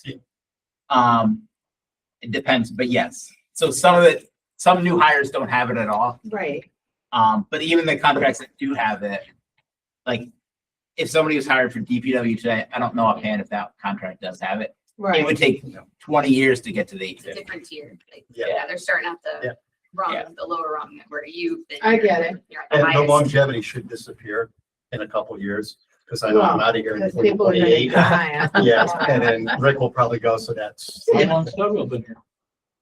More than you? Yeah, there's only No, two. no, 37 or 38. Um, I think Troy's the only one that's been here longer than me. He's got it last one. Troy came in September of '83. Park and Rec. Park and Rec, Troy. Oh, Yeah. Good job. Thank you. That's nice. Anybody? no, any more questions? All right, guys. Thank you very much. Thank See you you. again next year. Okay, Eric, you stay right there, right? Uh-oh. All right. 4230. Public Works. So, There's, Hi, everybody. yeah, it's our highway superintendent. Yep. So you first you do 4330. I'll do 2:30 first. Okay. can Victor introduce himself? Because I everybody's. Well, it's not up yet. He's not up yet. It's He's just- not yet. He just did introduce himself. You people weren't listening. I'm sorry, but thank you. bro. Okay, Hi, everybody. I'm Victor Guido. Hi, Highway Victor. superintendent, town of Bethel. Hello. Hi, Victor, welcome. Thank you for your time, Brad. I'm new to this also, so I'm just, so everybody. Don't feel uncomfortable. Somebody. Don't worry. Been here less than a year, not 42. We'll break it. Yeah, so this one is pretty straightforward. Like everything else, salaries are set by the first selectman. The biggest increase is in contracted services. This account really hasn't increased for a while, but just based on an expected need for engineering support, we have a lot of drainage projects that we're doing. Sometimes we need to do investigations of catch basins or culverts and things like that. So that's really what that ask is for.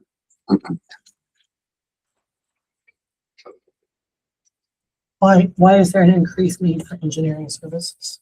I mean, I think Brad can give the numbers, but we've been really needing more than that for a while now, I think. Like I said, we have a bunch of drainage projects going on. Anything we need design for, like we're looking at preliminary design of a parking lot here at the town hall. We have a sort of assortment of investigations into our drainage infrastructure. Sometimes we'll use it for survey work or cammering pipes, things like that. So After the August 18th storm, the 24th, this has been now already. yeah, Wow. and So- still a so lot of fast. that is falling out of that. So we had, yeah. it was really the first time we looked at a lot of the drainage issues in town. So a couple of those rose to the top where we've used that money for design stuff. Out along, Colonial, that area, there was a lot of work to be done. It wasn't designed well years ago. And also, with McCower Circle was another Right. one. And now that one will get reimbursed for down the line, some of that, Mhm. but that's where some of that goes. I'm ready for highway. So, no, I have a question, Eric. I've been asking the first selectman for an update on the crosswalk lighting that we approved almost a year ago. That Can you is, give us an update, what the holdup is? that is still in review by the state. So, It's a review.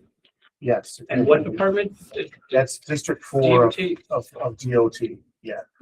We, it's a state road, obviously.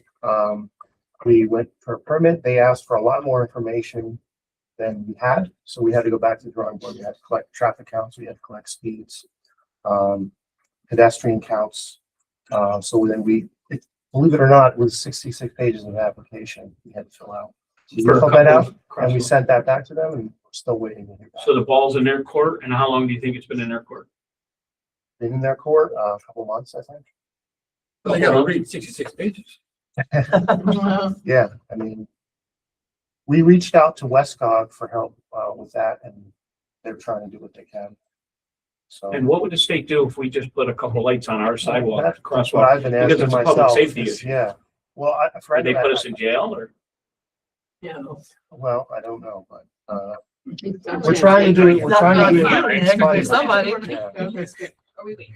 I mean, I agree with you. It's kind of ridiculous. There's already crosswalks there. There's already signs there. All we want to do is What do put we do? flashing lights. Right, right.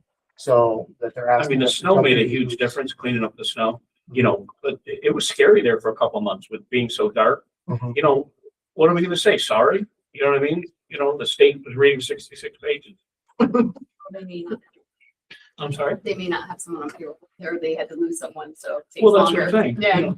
but- How many children we have to lose? You know what I mean? I know I'm being a smart ass, I but agree it with just you. I seems mean, like a year is just a. So the Public Works Department does have an extensive list of capital items. I don't think it necessarily makes sense for Eric to list every one, but just if you've taken a look, if you have any questions. Yeah. Obviously, every one of the next agenda items here, Public Works, Highway, Transfer Station, well, Transfer Station does it. Building Maintenance does, Tree Warden does it as capital. So do you want to just see if anybody has capital questions for Eric at the end? I will just go through the departments. That'd be best. Yeah, why don't we just go through the departments? Okay. Victor, you got off way too easy. Highway Department, 40-240. They're trying to make a presentation. He's doing it now. He's on now. Oh, that's it, the Yeah. wingman. You're the wingman. I'm listening. He's a guy. Even better.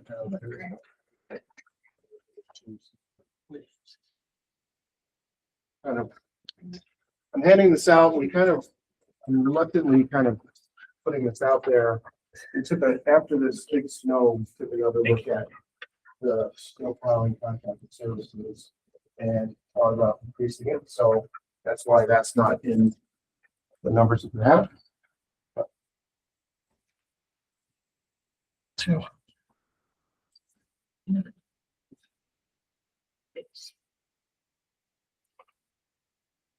Are you anticipating a larger use of the contract services? I think I mean, what we try to kind of aim for is sort of the average use per year in the budget, and we've had conversations with Brad about this, and I think I'm just worried we were getting a little bit complacent in the past few years. We kind of had some mild winters, and if you look, at the bottom chart here, you can see where we really didn't have a big one since 2021. And now this kind of came back and hit us. We're not even fully through winter yet. We just thought maybe we need to recalibrate this in retrospect, because with this winter, we've gone over that. So, I'm throwing that out there for Well, discussion, if I jump in, this is contracted services, meaning private company or overtime to move snow with our own? No, this is we have contractors that plow, schools complex, Stony Hill Fire Department. I'm sorry, train the Board of station. Ed pays the contract for the school system. No, that comes the out of ours. Highway Department does. So like 10 years ago, we learned that they were budgeting for it and we were budgeting for it. So we told them to stop budgeting for it because the bill was getting paid by the town. So ever since then, the town's done the contract for it, because for them to do the school complex in the hours that the school complex would want it done by, they would need more people. Oh, I agree. So, Right, I and some of the agree. issue just, one, we've had some light years. The bigger change here, I think, is we had a contractor that was doing it super cheap for us forever. So even that one, the 2021, where it was 100 grand, and today with who we're using now, and it's not a knock on them. I think the previous person was doing it not at a loss. He wasn't losing money, but he wasn't making money that somebody else. They were keeping their guys busy, right? Yeah. I'm But that's part of what's driving it too. And we haven't really had to use this new contractor much over the last couple of years because of the winter. We don't have a set contract on these parking lots where we just pay for 5 months. We're No, doing for it by storm. Have you looked into what it would cost to contract someone for these parking lots? Like all the locations I take care of, I have a contract, so I know what my set number is. Doesn't matter if it snows 50 times or it snows 0 times. It's just the number that's in the budget. Right. That's something you That's guys. So That's why some of them have been low, hopefully. But so what, the police department's like that. I think we pay like Yes. $5,000 We for do. like winter month. Department of Transportation is also like that. Yeah. They do the same thing. Contract. Here, Yeah. we get invoices after every storm, so. Yeah. So what happened with this, when the last vendor told us, this is our last vendor, we're not doing it anymore. We went out to bid, nobody wanted it. And then Dibble found a guy to do it because we needed it done. I don't think anybody wants to sign up with a contracted rate, at least last time we went out to bid 3 or 4 years ago, for the size of the complex. And I don't know, like, yes, there's somebody out there right now that said, if you'll pay me $100,000 every year, I'll do it. But, you know, like, it may not necessarily be what we want to do. Salt and sand into consideration too. I mean, when you go out and do your plowing, is that, that's included, right? Everything's included. But Victor, we're still salt and sanding, right? We are. The department, right? Yes. Eric, I'm sorry, can you give us other examples of contracted services, or is that 90% of the school system? Oh, no, most of it's the school system, but it's also the. Stony Hill Fire. Stony Hill Fire, PD, Train train station. Train station's paid for by the The train state station contract, department. yeah. Right. Yeah. And I know we talked about it a little bit. The old train station is. The old Yeah, train the old station, yeah. Victor does it. We do that. Yeah. Yeah. And Stony Hill is covered because it's on a state road. Victor's guys don't drive. It's the state does that road. So it didn't make sense for them to have to go up to the state road to plow it. That's why it's a contract. Speaking of the contracted, I mean, there's a lot of parking lots up there, and I know a little bit about snow. I would never go for a contract up there because again, you can get killed. And I think on the town side, I think we're all big boy taxpayers. If it doesn't snow, I think we'd be pissed we spent $100,000. So, you know, we gotta all suck it up. I get it. You know what I mean? It snowed a lot this year. I'm not sure we gotta jump off the bridge because next year may be okay. And we do have extra money to pay a contractor. It's gonna be plowed. We can't say we're out of money. We're gonna plow it. You know what I mean? So I would just pedal it slow. You know, this happened to be a normal winter. We all remember normal winters, but you know, it could turn right It's back been to. active this winter. I mean, next year could not be active, or vice versa. Yeah, and just as a little history, so it's been at the 48.3 all the way back to 2022. We've had some light years, so we haven't adjusted it. And yeah, in hindsight, things should be going up 3 to 5% a year. But we kind of rode the wave while it was going well, and that's some of it. Right. So Out of curiosity, if we were to increase the budget to a line item to 62.5, and you don't spend it, what happens to the extra money? Well, it comes back to us. it would go back to the fund balance, just like. Sometimes it doesn't come back. Oh, well, we learned that last week. But so That was the ideal world. So 2 winters ago, we had a really light year. There's a ton of money left in sand and salt. So the Board of Finance was approached about reallocating $100,000 of that to do more road work. So that's different. It came back and made a decision. They wanted like all of a sudden create a lot of money and all of a sudden, you know, they don't spend it. And they got $10,000 lying there. Hey, you know, I need a new box of wrenches, you know. A box of wrenches.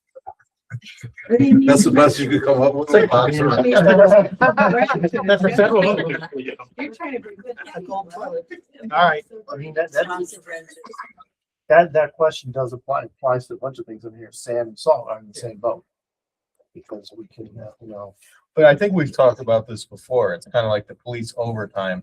It's a sliding scale. If they don't use the money on sand, but an engine blows, I mean, they're not going over budget. They're just through Brad transferring the money over to pay for something. So we don't have to take it out of capital non-reoccurring or, you know, ask for a special thing. So, I mean, it's not like there's not any oversight of these departments. I mean, Brad watches everything. So and I always ask for a pizza party, but. and per the charter, Brad said no. the first selectman and finance director in one department can make changes throughout the year. I think it's up to 50 grand. I don't, we haven't, looked at it in a while. I mean, no one questions the Board of Ed at the end of the year. I mean, you were on the Board of Ed. All the money spent. No one, I never hear anyone question them that, you know, we didn't have 300 laptops in the budget, but it's still bought. So I'm not trying to be like, aggressive or anything. It's just, I feel like we're kind of, questioning some of our presenters, character or whatever. I mean, they're doing what's normal course of business. That's all I'm trying to say is that, look, if they don't spend 60,000 on sand, great. And if an engine blows, think about it. We save 60,000 on sand and they're able to use that money for something else. As long as they're not, buying Vic a brand new Tahoe with, dual pipes and a freaking spoiler on it. You know what I mean? But it's all recorded. It's everything's Yeah. recorded. Cancel Yeah. it, or- Yeah. You better cancel that. He's sitting here. Sorry, Vic. Sorry, Vic. I tried. Yeah. Trying to squeeze that in. We have gone through a lot of sand and salt for this season. I bet. Obviously. So those doors are just for the state. Yes, they're. Are your street sweepers ready to go? Because I think they're gonna be working There's a lot of overtime. sand out there. Yeah. Is the street Are sweeper the street operating, sweepers ready to go? What's that? The street sweepers ready to go? And it will be cheaper, so yeah. Okay, and I'm, We're gonna start them early this year to make sure they work. I usually start. No, I mean, start to make sure they run and they don't break. Yeah. Oh, that's what I'm talking about. Probably I'm telling April you what to do. 15th, we'll be out Good. sweeping, so I just want to make sure we have Ed on the, Ed, it's going to be ready to go. It's not gonna be in the shop. Okay. It'll be in the shop, it'll be able to back out. Your shop, your shop, not in another. No. Okay, all right. I got so many calls about that. Oh, Can we talk about road construction? Yes. Last year, I know that we cut the road construction budget. And I think I just heard that you put some money back because it's savings elsewhere. That was 2 years ago. That's That was two, okay, so let's talk about last year then. So last year, I know we cut some of it because we didn't think we would get through the entire plan anyway, because Dibble was retiring and whatever other reasons. So my question is, did we get through our plan last year? All the roads that were on the list got repaired, and did we use the entire budget? So the current year budget is $1,050,000. Last year, we spent $1,053,459 on it. Okay. So And what was our budget last year? It was, $1,050,000. So the last 2 years, it's been $1,050,000. the request was 1.6. Yeah. okay, So the request this year is just under $1.4 million. And again, if there wasn't mill rate implications of this number should be 1.41516. What the board has done over the last 15 years, amongst many boards, has gotten this number up to this point. Last year, because of other issues, we kept it flat. But we were making sure we kept the number at least where it was. Most people understand keeping a budget number like this flat is really a reduction because costs go up. So like, I don't know if 1.4 is going to be the answer this year with what the numbers work out to be, but like, you can't, not everything could be no change every year because it's going to be a move backwards at some point. I know The year Cynthia- before, what was the road construction number the year before that? $1,050,000? Uh, It's 850. it was $1,000,000. 900. 900, something Yeah. like that. So in 2024 it was $1 million. 2023 it was 850. Yeah, 850. 22, because it was adjusted by 750,000 during the middle year, the end number was 1.25, but the beginning number was $500,000. So, and then it was 500, 700, 700. So we've increased it quite a bit over the last correct, years. right, which it needed to be increased to get where it should be. Right. So you have a Years list ago, of we used to bond for There's so roads. many needs in this town and, we all want nice things, but there's so many people that are struggling and we're not gonna be able to afford it, this town. It's gonna be great, it's gonna be beautiful, but people are gonna not be able to afford it. That's always my fear. We all like nice things. So you have a plan for the roads you're going to fix this year, and you can do it within that budget number. And that's Yeah. reasonable for what we need to Yeah. do. You're talking about their budget request number. Yes, Yes. that's what I mean. Okay. I'm trying to see if there's any wiggle room. Yeah, no, I understand. We'll probably be lower this year than last year. Was asphalt gonna be lower? You don't know what the fuel You don't costs are know. gonna You be, don't know. oil. The labor's more, it doesn't matter. It's all the same. A lot of it's tied to the price of oil, but so it's not out of the question. Usually it doesn't go down. 50 cents. And the plan for fixing the roads that are on the list are there because, Well, so yeah, so we prioritize and we've gone over the list. And so our target number to get it, what we would consider industry standard is 1.2 million. So we figured, let's put in 1.4. We had basically 1.0 last year. We needed to be at about 1.2. So that's why we're asking for 1.4 to make up that difference. We're figuring we'll cut it 149,000. Or that. I mean, Done. Okay. That's the realistic came out. Eric, I mean, we've listened to Bobby, and I know Victor's here now, but so many of the main roads have been reclaimed and they're built good roads. So this next couple of years was supposed to be still capping some of these roads, right? We That's don't have to we're rebuild all not, the this is roads. not full depth reclamation like Bobby's talking about. Right. This is just. This is mill and fill and this is overlay. How many miles does a million get you? Roughly. We get about 6 miles. Out of a million? 5-6 miles. Yeah. Yeah. And there's 87 miles. 90, about 90 miles. It's actually not bad. Think about it, it's just to pave a driveway, 20,000 now. Yeah, yeah. You know, think about a standard driveway, little driveway, 20K. These guys are doing whole roads. It's just basic. I have a question. Are there, in your plan, are there any roads that, like, some more life can be squeezed out of without addressing this year, or like? We'll see the list coming. Well, that's the thing. I don't have the list yet. We don't have the list I mean, yet. I'll give you an example. We were looking at Old Hollyville Road, and depending on where we get out, we might squeeze that one out.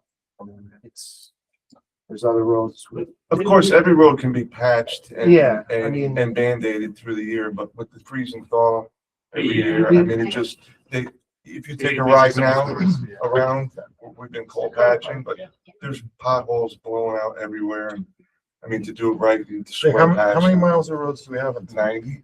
We have 90. About 90. So you're trying to plan like on every 16 years redoing. That's about normal, 16, 15 17 years.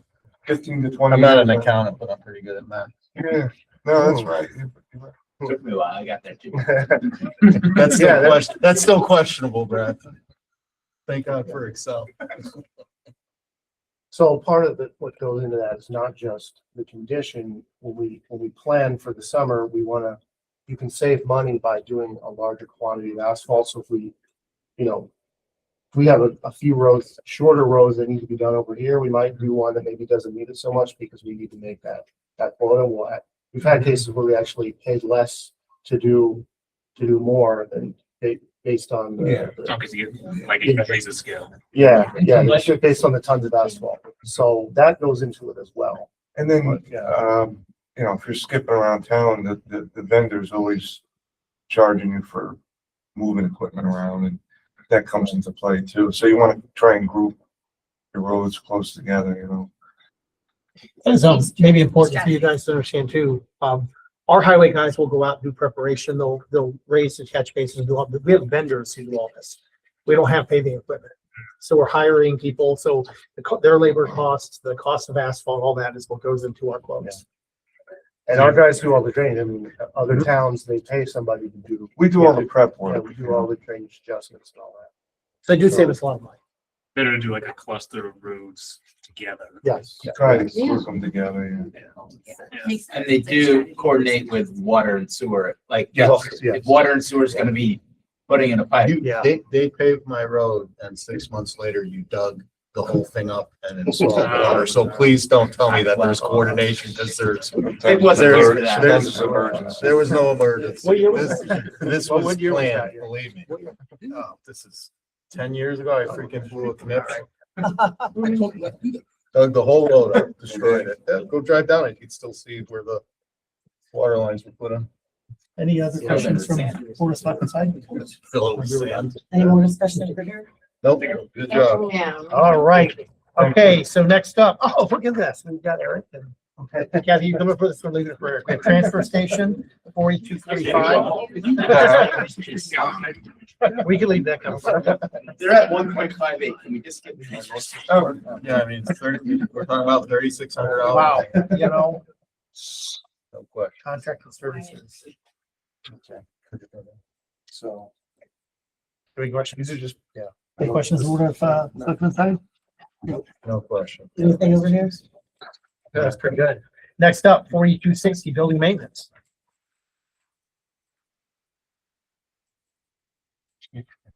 So the two major changes here in 260 building maintenance are really just based on our projection of increased cost. You can see under 5207, we're expecting between 2.5% to 5% increase. And then the other big one in 5313, that 18,000 change is based on we switched to a new vendor for HVAC service for this building and the library. And they're more focused on preventive maintenance. We weren't really happy with our prior service contract because we'd get these sort of last minute giant repair bills. And they'd say, oh, you have to do this. And so we switched to a new vendor who's more focused on preventative maintenance, although they do cost a little more upfront. Is that the local company that saved money on the library or? Yes, yes, it is. And salaries line, because it's a union position, so this contract's up 630.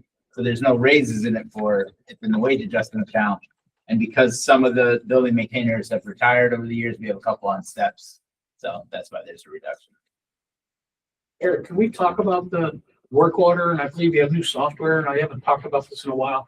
Are you getting closed out? Are we getting good value out of our guys? We're spending almost $1 million, or can you talk a little bit about that? I think we are. I mean, yeah, we use so it was about maybe 4 or 5 years ago, we switched over to Unicity for a work order system. And the reason we decided that there's a few different work order systems out there, but this one isn't even really, so they don't really even sell it as a work order system per se. But the reason we used it is because building department, planning and zoning, and the other departments use it for the file storage for like field cards and all the building permits.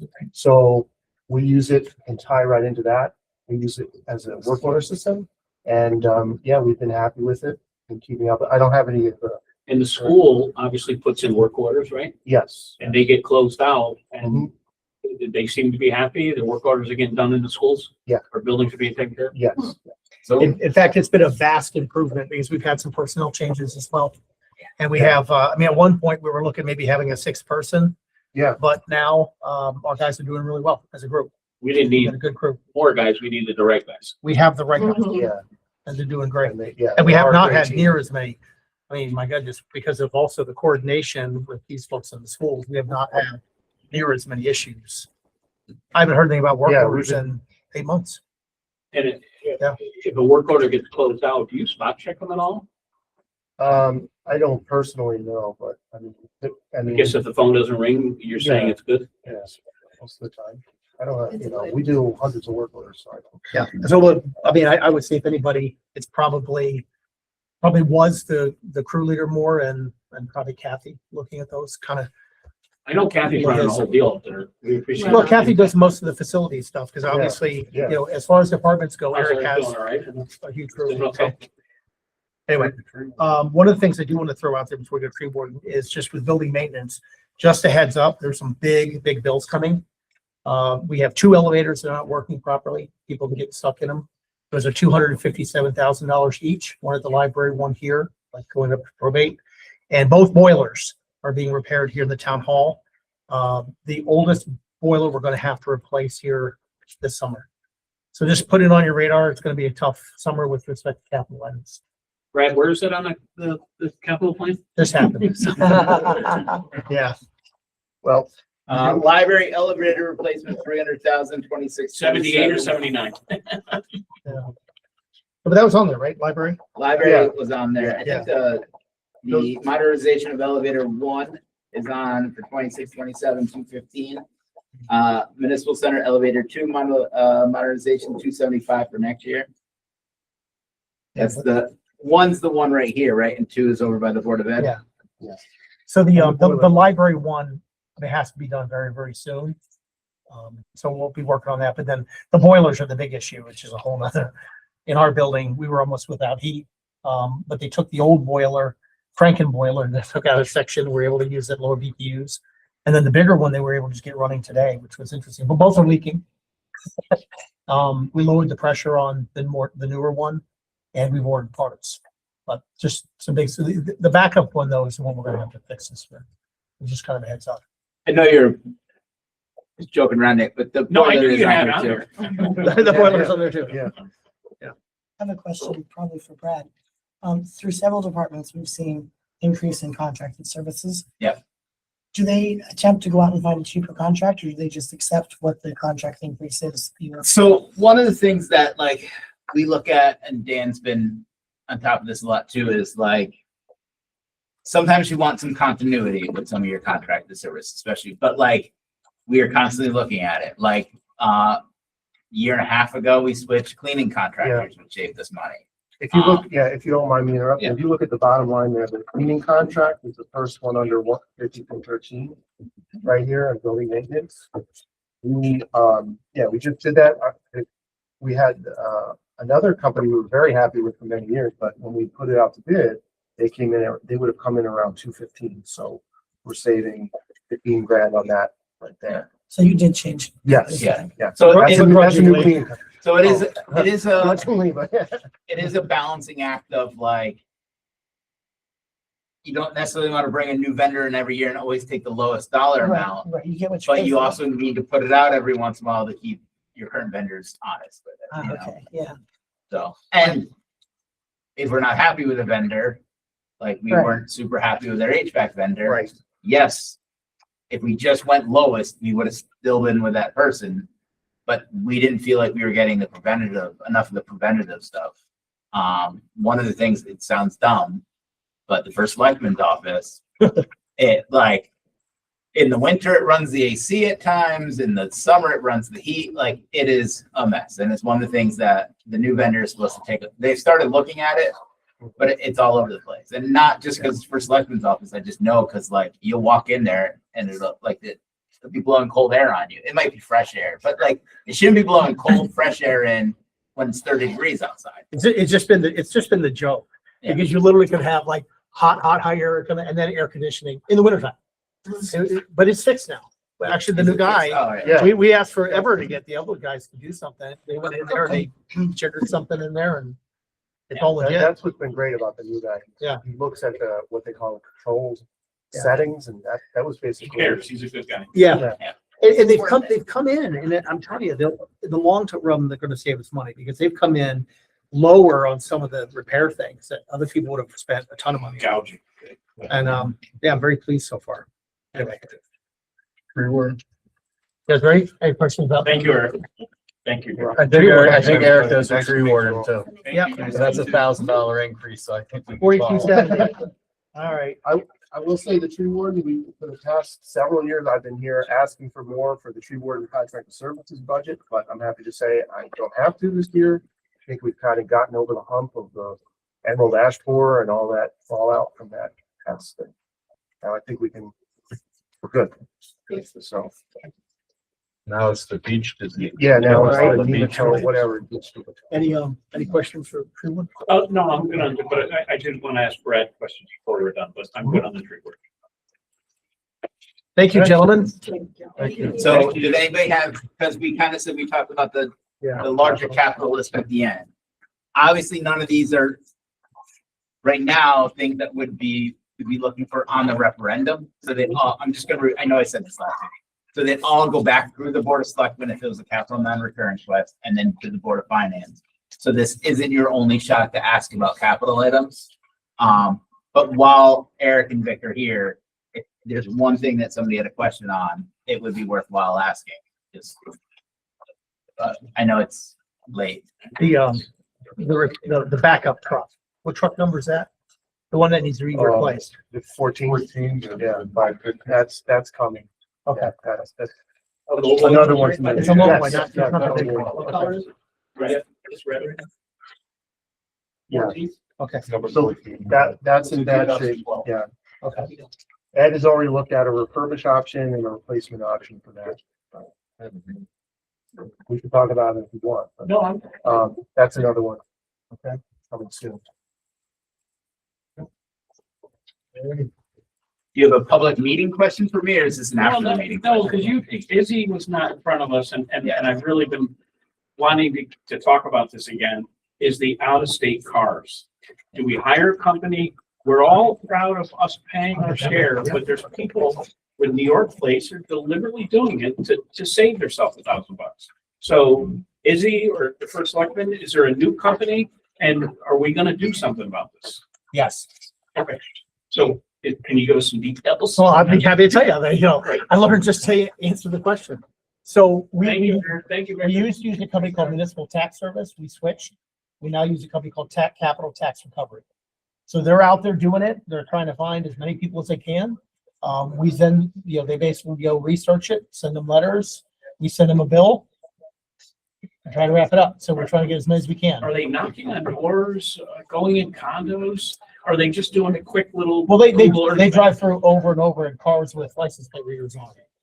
So that's they're what not they getting out of do. the car. So if it's No, a- if well, it's- if they can't go on private property, right, they have to catch them when they're outside or in the driveway.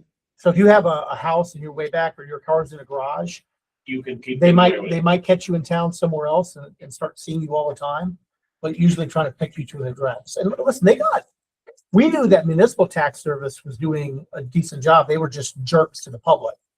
But they were doing great because we got to the point where all the complaints were usually significant others or a family member who was there Taking care of a routinely, sick like, parent or something. yeah, it really got to the point that those were the complaints. So we did take, you know, a few months off while we switched to the other vendor. And that's who's working now. They seem to be on. So she can give us a report of what, you know, because there was Yeah. 1 year, we got like 600,000. Oh, yeah. revenue. You know?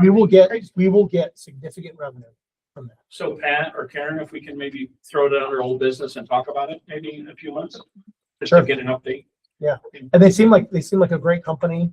Yeah, like I said, the only reason we switched is they were just really nasty to the residents, and we were catching, again, boyfriends, girlfriends, family members. I get it. You know, somebody, a kid was using grandfather's car from Queens and up here at school, that kind of stuff. Which, by the way, had to pay taxes on here. You pay taxes on where the car's garaged.